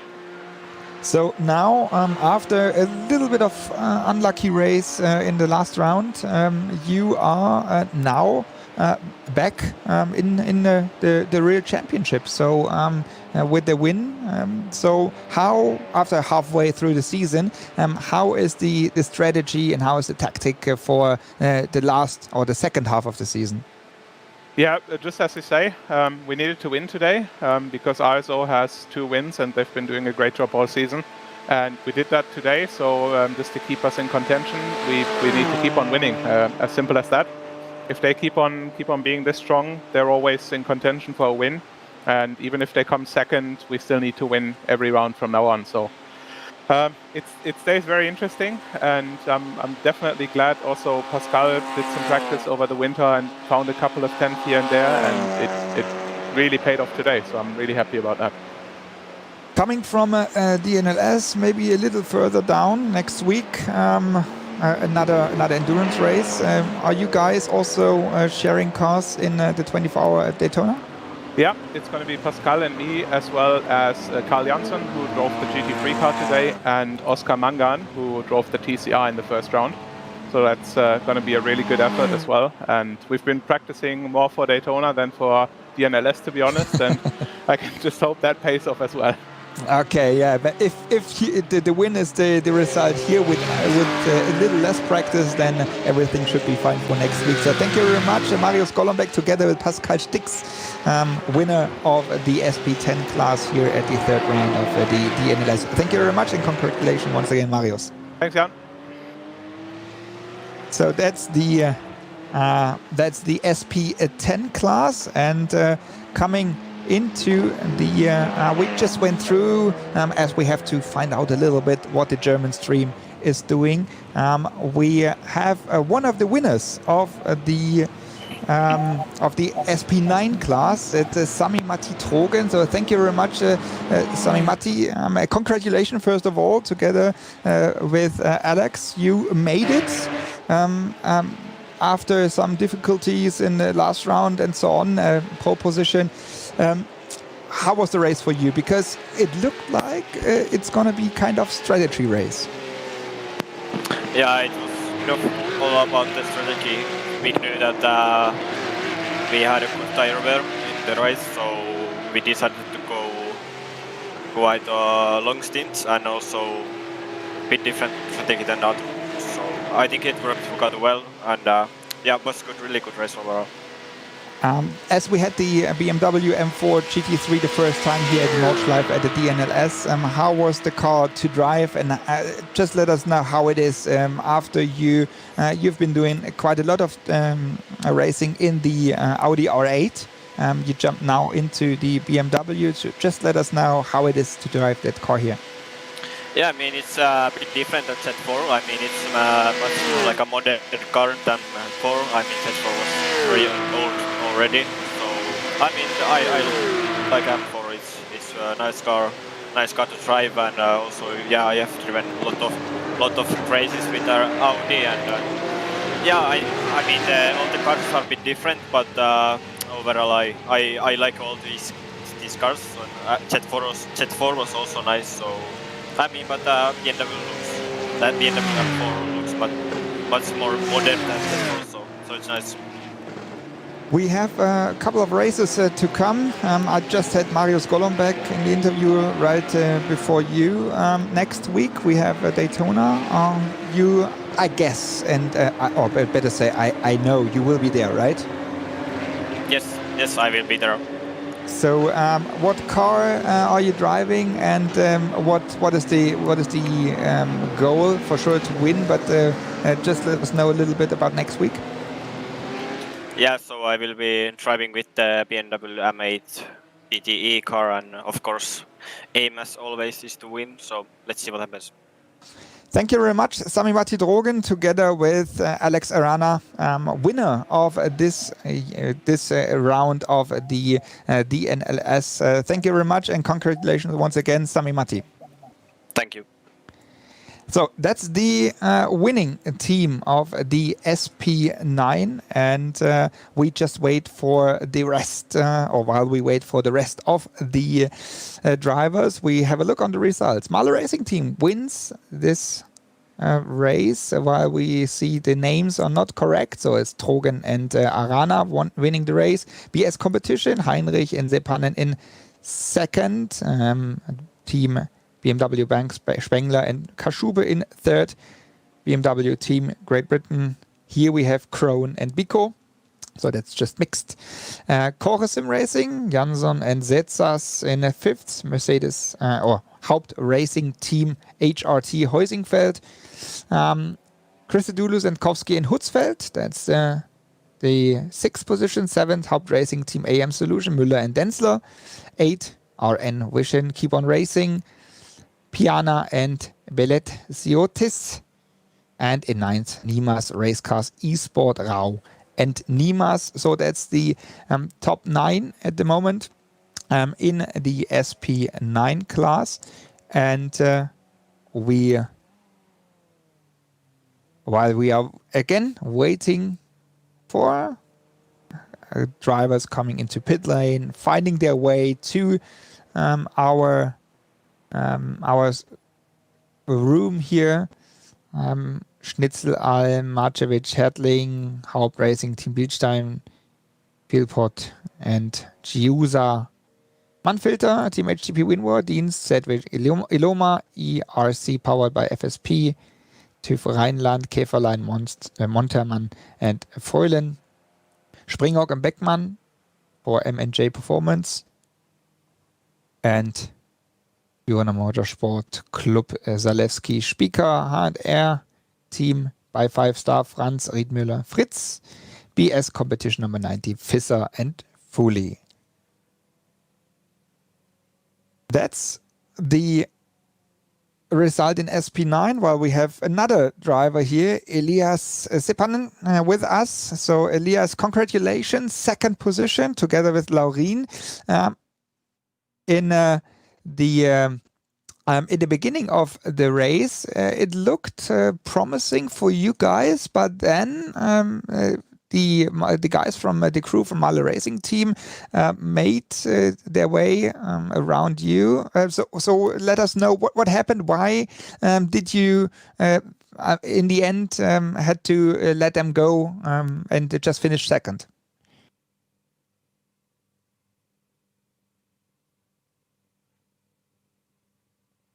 Maybe he cannot hear us.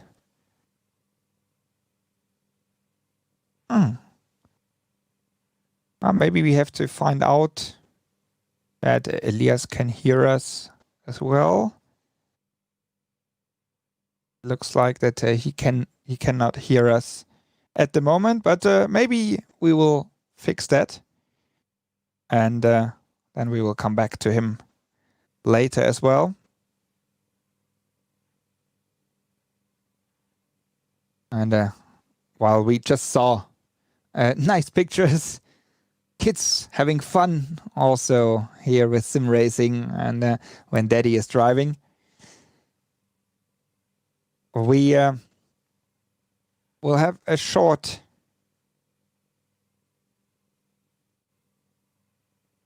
overview over the other classes as well, while we are still waiting for Elias Sepanen. Now it's working. Yes. You just tell me. Yeah, perfect. Elias, congratulations first of all to second position. But the question was, in the end, in the beginning, it looked quite promising for you guys. But then you lost a bit of pace against the MAHLE Racing Team. What happened there? Yeah, the start of the race was really good. Lauren managed to get a pole position, and we led the first stint. But then we struggled a bit with the tire wear I think we were trying to double sinter tires, but it didn't really work. So I think that we had to do a little early pit stop than it was supposed to be. I think that took us back a little bit, and then I think also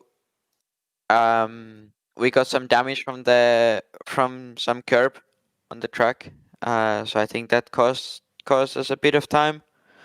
But I think overall it was quite okay race. Especially it was really superb qualifying from Laurin. Managed to get pole position. So.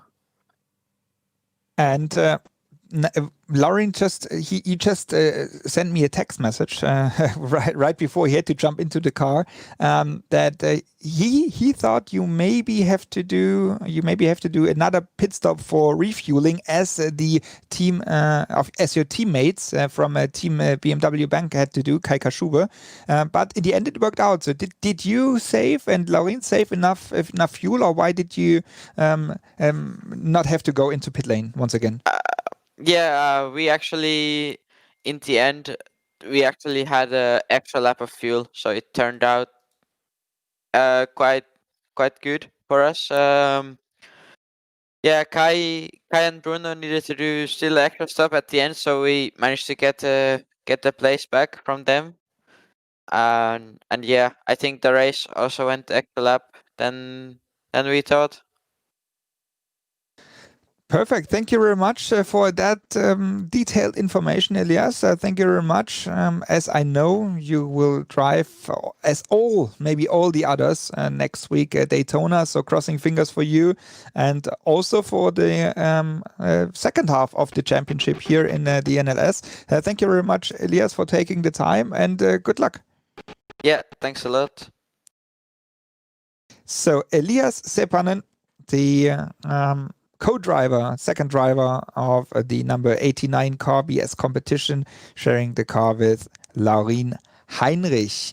So we having a look as Martin Ascher is still in the German interview. We maybe wait for him also to hear what he can say about his race, winner of the Cup 2 class, because there we had all the close fights, and so we wait just that they finished.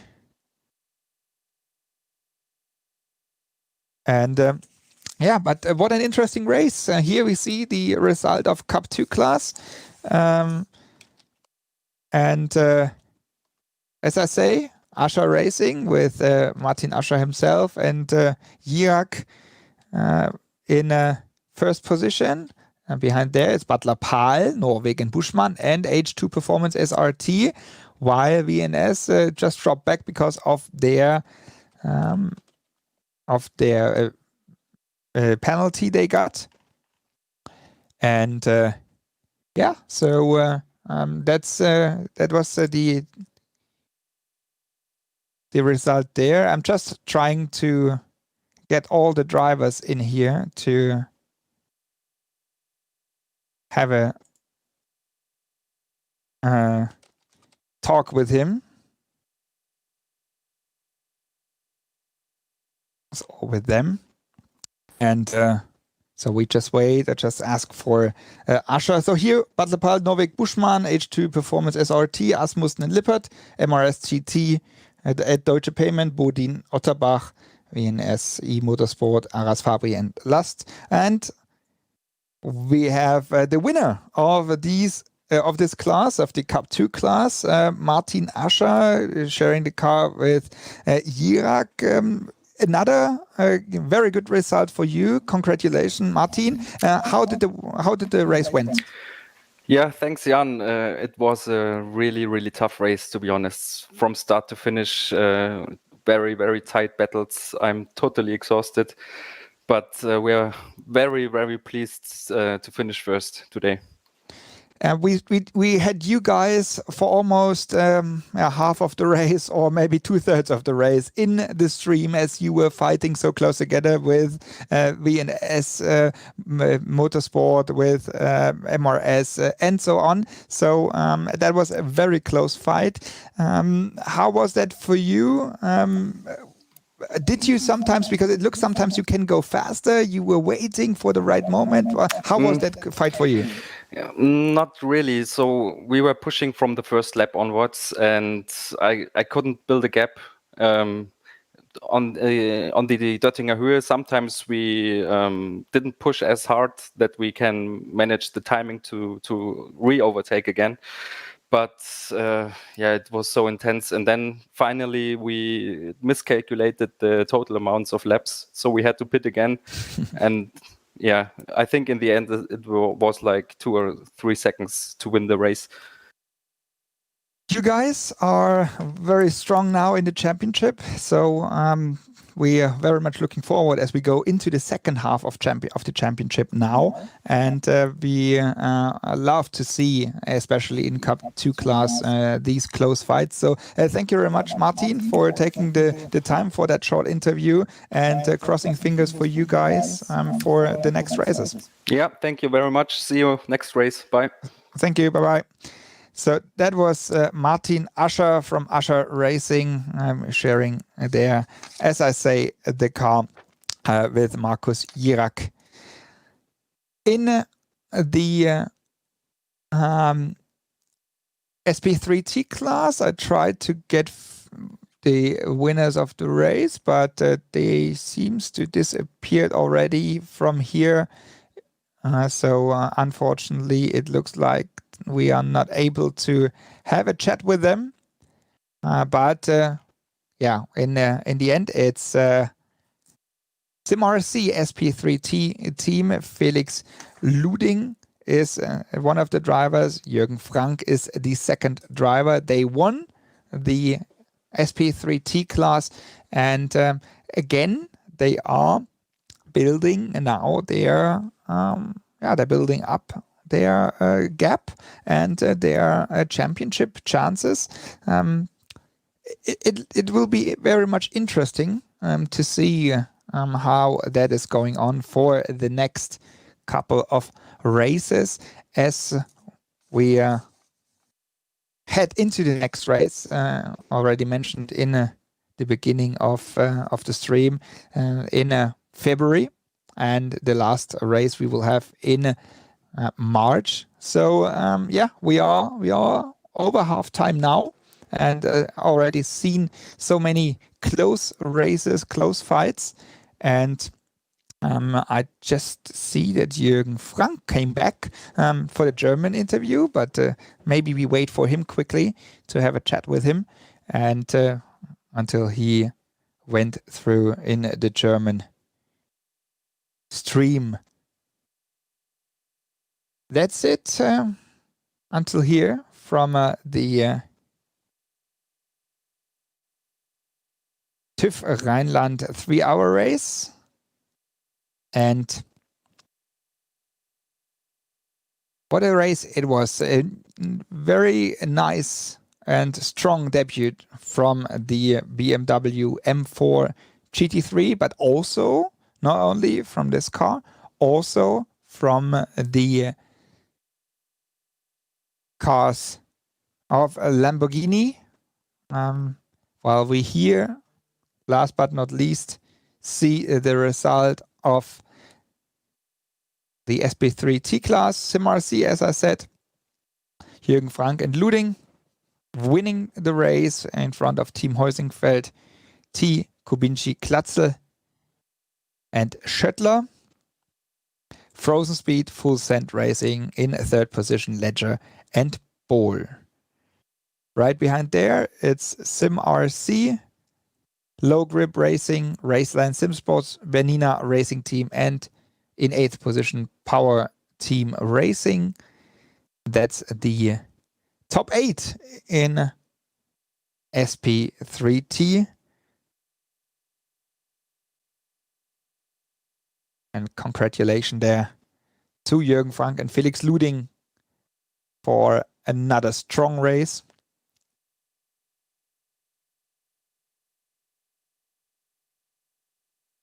And maybe we can have Jürgen Frank quickly with us here for a couple of words, still in the German booth. And let's see if he can find the time, find the way to our little channel here as well, to the English stream for you.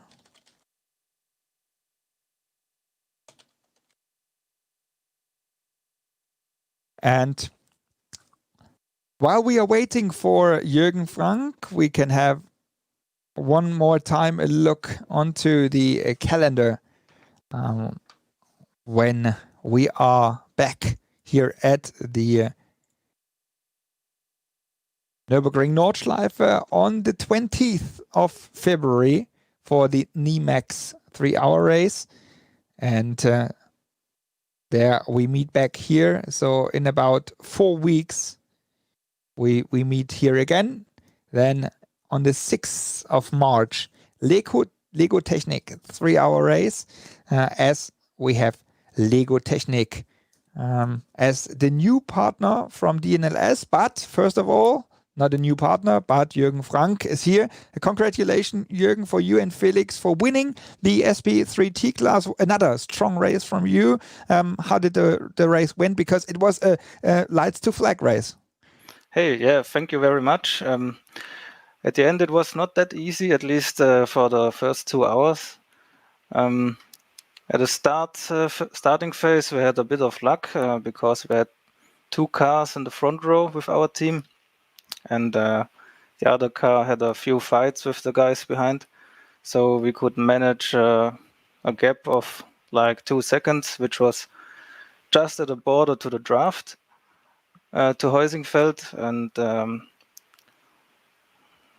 Felix could keep that pace. But suddenly Robbie Foley in the GT3 cost the team Heusingfeld a second. So then we could get away a little bit. Now we are over half time in DNLS. 2 more races to go. We just saw the calendar here in the stream. And so now we are very much looking forward to you guys. So thank you very much, Jürgen, for that the little insight. And thank you very much and congratulations once again. Yeah, thank you very much and thanks for the good commentary. Thank you. Bye-bye. See you.